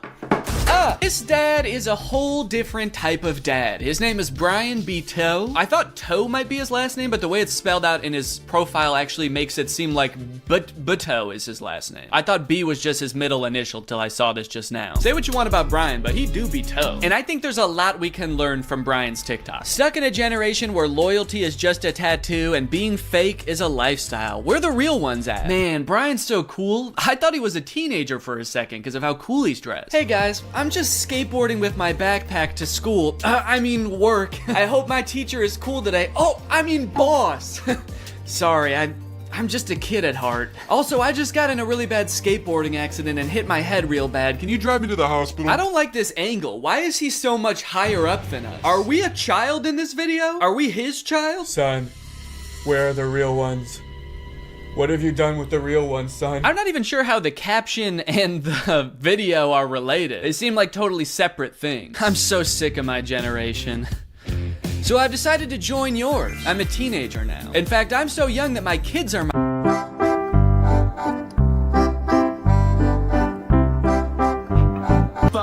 All right. Now, obviously, I don't like this video. I don't like it one bit. But I'm mature enough to realize that I'm not the target demographic for this video. This video is for MILFs. 'Cause you a MILF. And I'm not a MILF. I'm at most a dill. I'm just a dad you would like. And the MILFs in the comments are loving it. Yes, you still got it. Where you been all my life? Damn, my kind of guy. More power to him, I guess. The one thing that I can't get over is the setting in which he's making this video. Are you in public? It looks like he's just in the lobby of a hotel making the absolute thirstiest video I've ever seen. You need to get to your room ASAP, dude. You are too horny to be in public. I like this guy in the background. The second he realizes he's in this video, he steps out of frame because he's like, oop, I can't be in this. Oop, get me out of here, this guy's too horny. The caption is still got it, which is a little confusing to me because usually you would say that about something you used to do when you were young. Brian, did you used to do this when you were young? They didn't have iPhones back then. Who were you doing this to, man? The reason so many people are single and not in relationships today is because we're looking for that 90s love in a 2023's hookup culture. Tell me I'm wrong. Yeah, man, that's fine. Where are you? What's going on in the background here? I'm looking for that 90s love. The kind of girl that doesn't just want to hook up, but wants to go on a date to the giant dirt pile in town. I love that dirt pile. I wish I could date the dirt pile, but she's taken. Hey, get out of here! She's mine! Okay, this is good research. I feel like I'm starting to get what this guy is all about. It's a lot of like pouring your heart out on the internet. Some of it could possibly be on the verge of oversharing, but he's expressing his feelings. He's looking badass while he's doing it. It's like this emotional vulnerability mixed with this cool, mysterious bravado of being alone at the giant dirt pile. Oh, oh, oh, yeah. Da, da, da. I got a Okay, no, that's cool, man. Look, I obviously think that, you know, that's kind of a scary joke to make, but again, this video isn't for me. Oh, uh-oh. Oh God, Brian, the MILFs aren't liking it either. This guy is not funny. My first reaction, ew. Brian, you're scaring the MILFs, man. So I'm unaware of any gigantic piles of dirt near where I live. If there are any, I guess I'm just not cool enough to know where they are. So I'm here at the woods. Figured that would be an equally strange location to film this TikTok. So we've got strange location, the woods. We're going to have sort of a nostalgic / oversharing caption, which I'm still not sure what that's gonna be yet, but I can just figure that out while I'm editing it. I don't have to do that now. It doesn't have to have anything to do with the video, which is good. And then I also have to appeal to the youth. I have to try to make myself seem like a kid, which usually I'm not very good at, but I went to Walmart and I went to the kids section and I found some stuff that I think is gonna do the trick. Brian had a skateboard in his video, and so I bought a Well, I bought a scooter. They didn't have any skateboards. I don't know if this is maybe a little bit too young for the demographic I'm trying to reach, but the box said ages 2 to 5. So I'm just gonna sort of pretend to be shredding it up out here at the beginning of the TikTok. By the way, I am like 75% sure that there's poison ivy under my feet right now that I'm very much trying to avoid. And I think I have, but my legs just feel itchy even just being near it. This was actually a horrible idea. Anyway, the hat. It says Fortnite on it. Can you see that? It says Fortnite on it. I found it at Walmart in the little boys section and I thought, oh my gosh, this is perfect. This is gonna appeal to all the kids. So I've got my scooter, I've got my Fortnite, and I'm ready to have some fun. Let's film a TikTok. Okay, I think I'll just pretend to be ripping it up over here and then I walk towards the camera, all cool. I for sure stepped in the poison ivy that time. Very cool. Why does this hat make me look like a pilgrim? It's like such a flat brim hat that it's gone past looking cool and gone towards looking like a full-on pilgrim hat. I am a Fortnite pilgrim.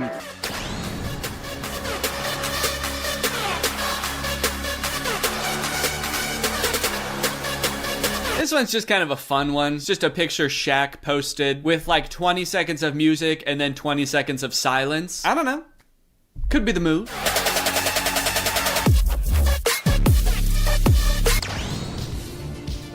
All right, this TikTok is by a dad by the name of My Life, Not Yours. So in case you were confused, this isn't you.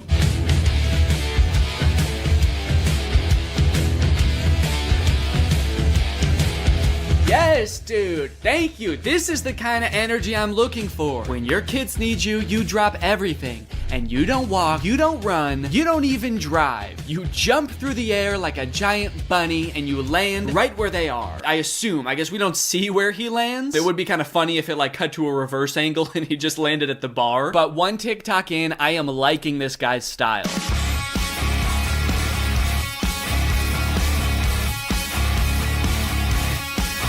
So I guess the way I describe this dad is like action hero dad, mystical sorcerer dad. Either way, he's killing it, and I really like his vibe. He's always getting himself into insane situations like this one. Happy Easter, everyone. Something so funny about how nonchalantly he says Happy Easter and then teleports himself into the UFO and kamikazes himself. Like, did he know that was gonna happen? Based on how chill he was, I kind of feel like he didn't. Happy Easter, guys. Oh, what the fuck is happening? What the fuck? Ah! You know, I started watching this guy because he mentioned his kids and I was like, oh cool, dad content. But in hindsight, he actually doesn't mention his kids very often. So I guess they don't need help that often because that's the only reason he mentioned them in the first video. He's actually kind of got a lot of other shit going on. He's always defending the earth from some kind of cosmic threat, it seems. And after all these TikToks where he's harnessing magical powers and defending the earth, you'd think that his kids would have some pretty nice stuff to say about him, right? You'd think they'd be pretty grateful, huh? Wrong. As dads, you know, we give and we give, but are we ever truly appreciated? No. My 7-month-old baby did this same thing to me. I was floating around in the spirit realm forever. It took me days to get back into my body. To take a step back for a second here, can we all appreciate how epic his editing is? I mean, this is pretty good. Also, the first time I saw this, I was like, holy shit, how high did this dude jump for this video? This man may be old, but he's still got it. But after watching it a couple times, I think that he's reversed the video and he's jumping off of something high onto the ground. Either that or this whole thing's real. I can't discount that possibility. I like this guy's videos a lot because I feel like we actually are cut from the same cloth in a way. I have always been obsessed with visual effects. I had a YouTube channel for this kind of stuff when I was a teenager. I would do this type of stuff, practice visual effects. I would do tutorials for effects. Hey everybody, this is Danny Gonzalez, and today I'm going to be doing an After Effects tutorial. I would watch every behind the scenes of like blockbuster movies that I could get my hands on. So I admire this dad's passion. It kind of takes me back in my own life to a simpler time. So I guess what I'm trying to say is,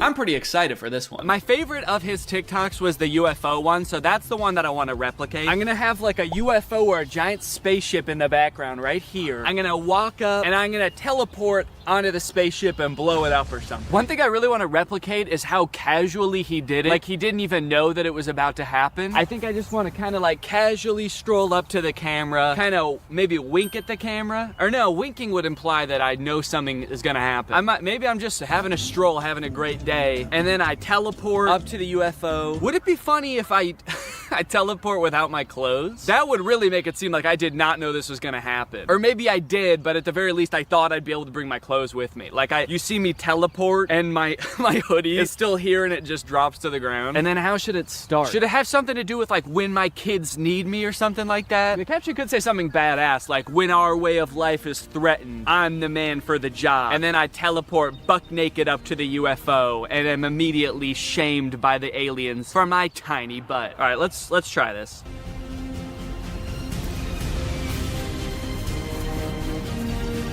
Okay, and then I'm gonna take off my hoodie, put it right where I was, and then drop it. Okay.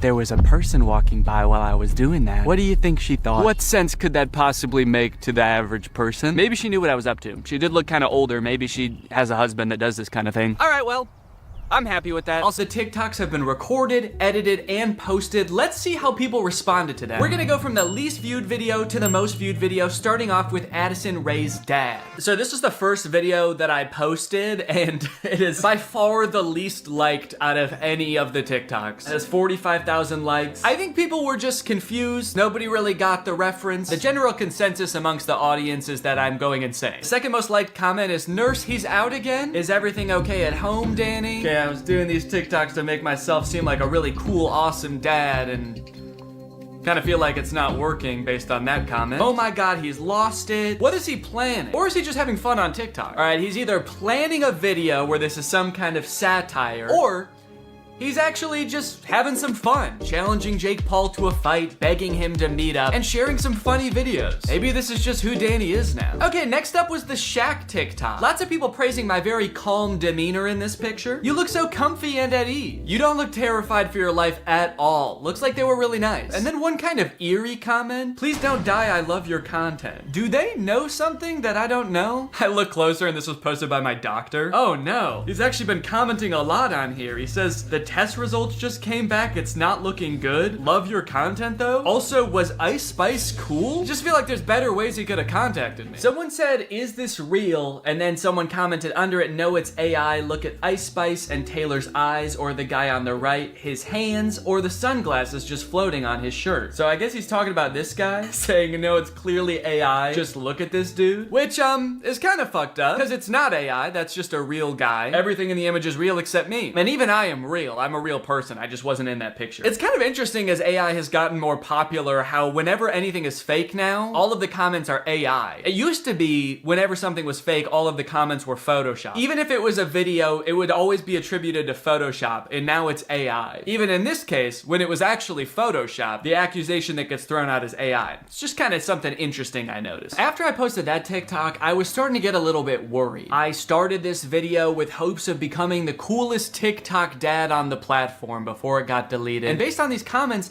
I was beginning to worry that being a good dad didn't have anything to do with TikToks or Ice Spice. But don't worry, the comments on this UFO video fixed all of that. "Thank you, Danny," we all say in unison. "A modern Shakespeare brought tears to my eye. I saw this on the news, so heartbreaking. Thank you for saving our children, Danny." Wow, this gave me chills. The things we'll do to protect our children. I mean, I don't exactly know what you did in this video, but thank you for doing it. You definitely did something to protect our children, I think. I would unironically watch this as a movie. Yeah, this TikTok was good, but I just wish it took 2 hours. "Oh, Danny, where do I even begin? You are the light to my world. You are the sunshine, Danny, my only sunshine. You make me happy when skies are gray. You'll never know, dear, how much I love you. Can't talk, saving the world."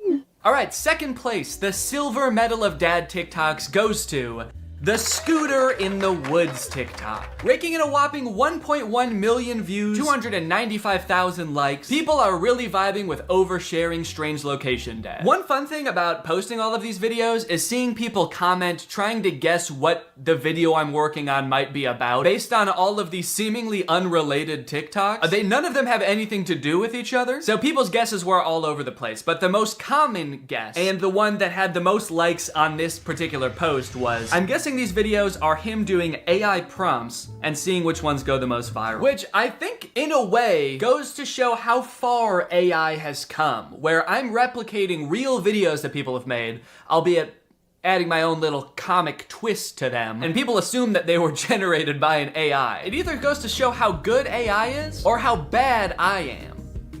Either one. Someone said, too creeped out by Danny's facial expressions to even read the words. That's right, baby, that's my whole plan. I creep you out so much with my facial expressions that you don't even get a chance to notice I just admitted to burying someone in the woods. And finally, my most popular TikTok with 1.6 million views, POV Dad. With such praise as, this has to be for a video, and Danny, this is brain rot. You know, as a father, it's really important to me to have a positive impact on the minds of the next generation, so it means a lot to me that you would say that. Wonder what the new video is gonna be. What, a guy can't just fantasize about his imaginary daughter getting mugged and then his ragtag family coming to her rescue without people getting suspicious? I think that really says something about society today, and as soon as I figure out what it says, I'm gonna be pissed. Look, at the end of the day, we can laugh and giggle at all of these TikToks, but I think it's important what I learned from all of this, which is nothing. But you know what? I love being a dad. It is the best part of my life. I love it so much. And being a dad is an important job. And if you're a dad and you're working hard to give your kids a good life, there's nothing wrong with getting online every once in a while and posting a silly video or two. Sometimes you just gotta post on TikTok to take the edge off, baby. So here's to all the dads out there. I will toast my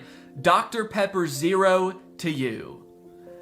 Clink! Alright, well thank you guys for watching this video. I hope you enjoyed it. If you're new here and you're not subscribed yet, make sure you subscribe and turn on my notifications to join Greg. I'll see you guys next time. Bye-bye. After MGK released his song Emo Girl and then followed it up by appearing in a bunch of insane interviews with Megan Fox talking about their love life, I think we're pretty good on MGK for a while. We don't need any more music. We don't need any more public appearances. We're good. We don't need to know any more about MGK's personal life. And folks, I think MGK finally took notice and he listened. He said, all right, look guys, I get it. No more music, no more interviews. I'm gonna take some time and I'm going to release a stoner comedy movie instead. So he hunkered down and he wrote and directed this movie, Good Morning, which currently has a 0% on Rotten Tomatoes. We got a good thing going here. 2 movies in a row with 0% on Rotten Tomatoes. What's the opposite of a Renaissance man? You know how people, when people can like act and sing and direct, like Donald Glover,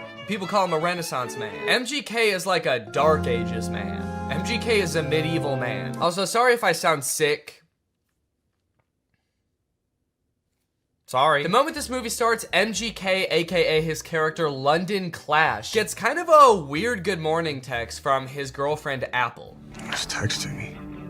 Oh, it's Apple. The text say, I wish I didn't have to do this through text, and then good morning, but she spells morning with a U. Now you might think that this would make London a little bit confused, but then realize, oh, it's just a typo. And you'd be right. He does have both of those thoughts. The problem with this movie is that the entire movie takes place between those two things happening. This entire movie is about MGK being confused about what those texts meant. Before he gets too concerned, he has to Google what morning with a U means. He's like, my fans are probably young enough that both of their grandparents are still alive. I should probably explain what morning is.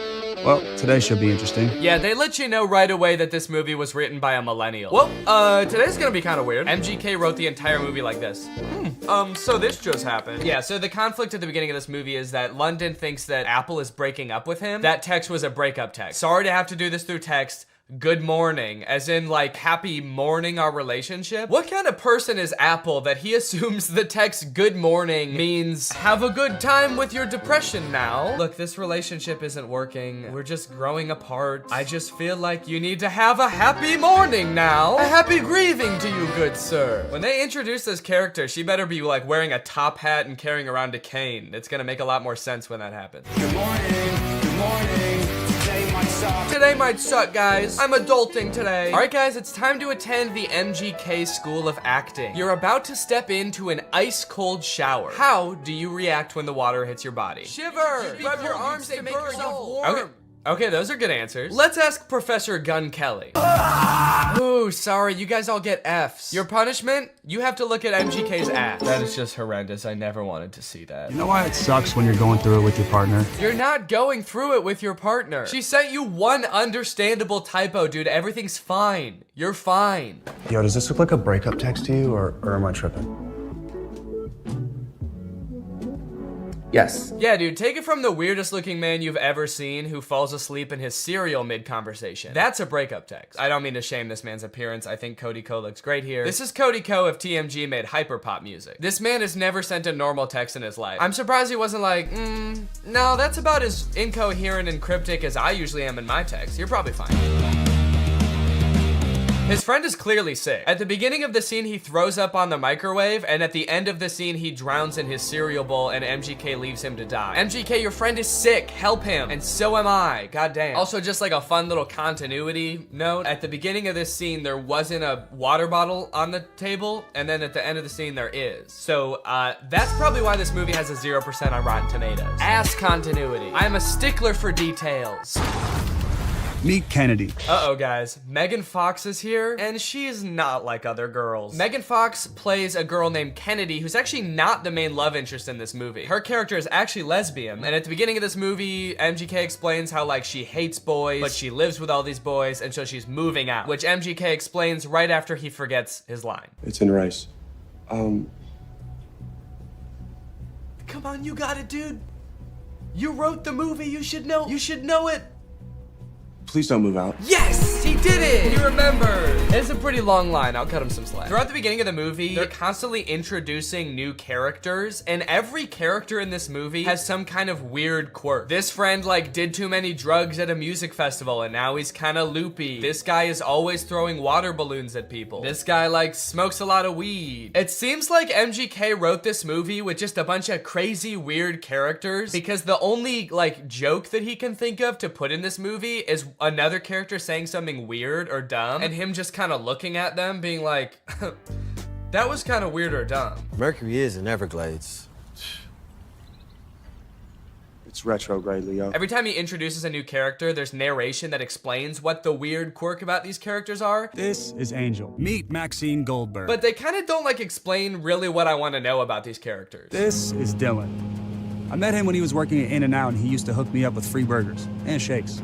He's been my boy ever since. We don't care that he used to work at In-N-Out. That is so irrelevant. Please tell us why he's so sick. Why is he throwing up and passing out? That's more interesting. The reason that London Clash is so rich and cool that he lives in Rice Gum's house is that he is an actor. So throughout the movie, he's doing actor type things. Like he films this self-audition tape. I don't really know what he's auditioning for. It kind of seems like he's auditioning for everything and also nothing all at once.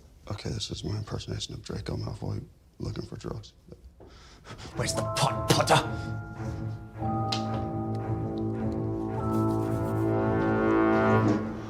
I don't like Draco very much. Honestly, this scene is pretty sad. I felt bad watching it. They don't explain what he's supposed to be auditioning for in this self-tape, but whatever it is, Jake Novak has a better chance of getting the role. I want to be the next SNL cast member. Now here's where the movie prevents the second conflict. That's right, this movie has two conflicts. The first is he gets that text with the typo, but the second is that today he has the biggest audition of his career. And no, it wasn't that self-tape audition. I guess they just kind of threw that in for goofs. He's auditioning to be the next Batman. I'm still waiting to hear from my agent about this Batman role. So, throughout the movie, London is faced with two equally important problems. The first, he has to prepare for the most life-changing, career-making audition of his life. And the second is that he's having a little bit of trouble getting a hold of his girlfriend. The stakes can't get much higher than this, folks. But Danny, can't he just prepare for the audition and then try to get a hold of his girlfriend later that day or tomorrow at the latest? No! They could be dead tomorrow. Especially that one guy. He could die any second. They have to do both of them today. This movie kind of feels like a Lele Pons YouTube skit from like 2017, but instead of like 10 minutes long, it's an hour and a half long. From the sound effects to the uncomfortable silence between every spoken line in this movie. Why would you give me goat milk? I watched an interview. You said you like goat milk. I can't tell if they're using the awkward silence for like comedic effect to like really hammer home that like, these guys are kind of weird. Or if the silence is more just because nobody knows their lines very well. There's another option that they added in all these pauses in the movie because we're supposed to be laughing at the things that they're saying in the movie. So they added in nice little pauses for us to laugh. She left with the dude? A buff dude. And they had bags. And yes, they left together. In fact, it kind of feels like, have you ever seen people who have edited The Big Bang Theory so that it doesn't have the laugh track to show how like bad all of the jokes are? Who are you? Oh, I'm Denise, the new assistant manager. That's kind of what this movie feels like. Why are your eyes all watery? Because I'm high.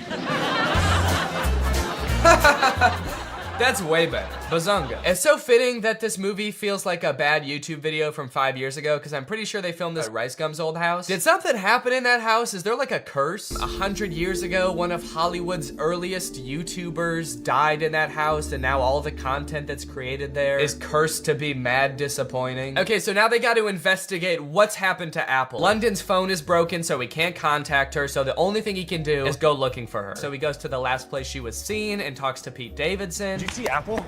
Yeah, she was just here like 2 minutes ago. Did she say where she was going? You know what? She did. She actually... No, are you fucking crazy? You guys never talk to me. I mean, the only reason you know my name is because it's on my name tag. Right there. B-E-R-R-Y.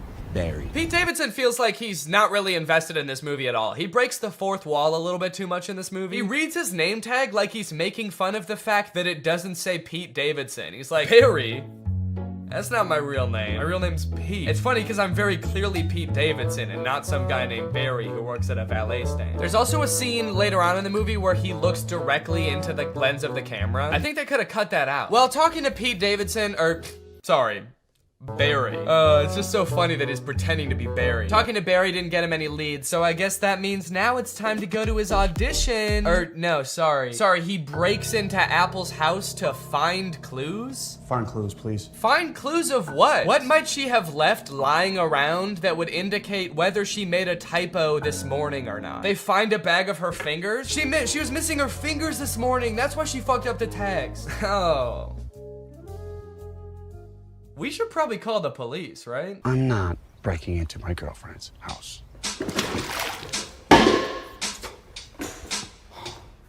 Can't believe I'm breaking into my girlfriend's house. Me neither, dude. Your life is pretty crazy. London Clash is so dumb. He makes the worst decisions at every move in this movie, okay? While they're in Apple's house, one of London's friends knocks over every single urn on the mantle, and ashes go everywhere. And so they're like, oh shit, we have to put back the urns and then refill the ashes. But they're like, the only problem is, where are we supposed to find ashes? Where are we gonna find enough ashes to fill up these urns? But like, they didn't lose the ashes. They all just fell on the floor. They could just sweep them up and put them back in urns. It's like MGK was like constantly forgetting what previously happened in movies, and so the plot is being driven forward by things that just aren't problems. So anyway, as I said, this is a stoner comedy. You can probably guess the solution they think of to produce a bunch of ashes to fill back up the urns.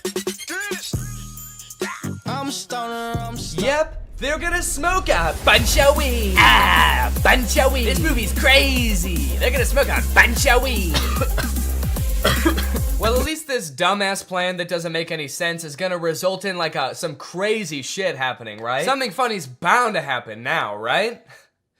Wrong. They just spend like 10 minutes having a boring ass smoke session on the couch. And then one of them tries to talk to a lobster. They really sat around writing this movie and were like, what's the craziest thing that could happen while we're high? And then settled on talking to a lobster. You know, since weed is legalized in a lot of places like California, where they filmed this, I feel like stoner comedies aren't nearly as like interesting or edgy as they used to be. You know, smoking used to be kind of like a fringe culture. It doesn't really feel like this is like, it's like that crazy or funny anymore. This is a scene of 4 adults sitting around a living room and obeying the law. Why did you spell it like that? It's a typo. Oh my god, it was a typo all along? Who would have guessed that? So I guess now the movie can end now, right? The movie can't end now, right? The movie can end now, right? There's 30 minutes left in this movie? What the fuck is gonna happen? What are they gonna do for 30 more minutes? Sit at a diner, apparently. So you're probably wondering how they wrap this whole thing up, huh? MGK missed his audition, he's not getting the role. His girlfriend is pissed off at him. How are they gonna wrap this movie up? Some sort of grand gesture that wins over both the director and the girlfriend? No, obviously not. That would make too much sense. London Clash gets the role because the director happened to see an Instagram live stream where London Clash gets punched in the face by Dennis Rodman, and the director just assumes that London Clash did that because he wanted to like impress him or something. It's a whole other plot line that I didn't really go into in this video, but it doesn't make any sense in the movie either. So he's got the role, now the only thing left is to get the girl, which he does by sending her a text at the diner being like, can we talk? And she's like, sure. And so they're driving to meet each other. He's texting her the whole way. He's texting and driving, and they get into a car crash, and then they are both paralyzed. That face says it all. That just happened. That's the resolution. He almost murders her. Irresponsible. He was texting and driving and he almost murders his girlfriend, and that's how it ends. After the credits roll, there's like a fun little blooper reel where we get to see the actors like messing around and not knowing their lines very well, which would have been a lot more fun if I hadn't felt like I had just watched an hour and a half of exactly that. Well, folks, what do you think? From rapper to pop punk icon to writer, director, and actor extraordinaire, which do you think MGK did best? Leave it in the comments down below. What do you think he'll get up to next? It's anyone's guess at this point. Professional fencer? Or maybe like a chef? He'll start just making food. That might be kind of sick. And you know what? All he would need to get started is HelloFresh, America's #1 meal kit and the sponsor of this video. Guys, I love HelloFresh. They send you fresh, quality produce from the farm to your door in less than a week, so you can savor delicious summer flavors right from home. I love getting a HelloFresh box because you know what it means? It means I don't have to worry about what I'm gonna eat for dinner every night. I'm not gonna find myself driving to some fast food chain to get a quick meal, because I know I've got a quality meal that I can whip up in like 35 minutes right at home. And I know it's gonna be tasty, I know it's gonna be healthy. If you're trying to stick to a particular health goal, HelloFresh has you covered because they have veggie options, fit and wholesome options, and pescatarian options. So HelloFresh fits a variety of lifestyles. Their plans are super flexible. You can pause 1 week if you want to, you can add more food 1 week if you want to, and even if you're on vacation, you can change the delivery address to deliver to your vacation destination. And then you can have home-cooked meals when you're at the family reunion. HelloFresh is the very first carbon-neutral meal kit company, and nearly all of their packaging is recyclable. They help cut down on food waste because they send you pre-portioned ingredients so you're only using what you need. So if you want to check out HelloFresh and have a flavorful summer, then head on over to HelloFresh.com. Use my code TrulyGreg16 for up to 16 free meals and 3 surprise gifts. That's HelloFresh.com. Thanks to HelloFresh for sponsoring this video. Thank you to you guys for checking out HelloFresh. Now I'm going to do the outro of this video. All right, you guys, thank you for watching this video. I hope you enjoyed it. If you're new here and you're not subscribed yet, make sure you subscribe and turn on my notifications to join Greg. Greg is what I call my audience here on YouTube. We're the biggest and happiest family on YouTube. That is a scientific fact. Please do not look it up. Please do not fact check me because facts don't care about your feelings and I don't care about facts. All right, I'll see you guys next time. Bye. What's up, Greg, and welcome back to another episode of But Dads Are Back. You are not the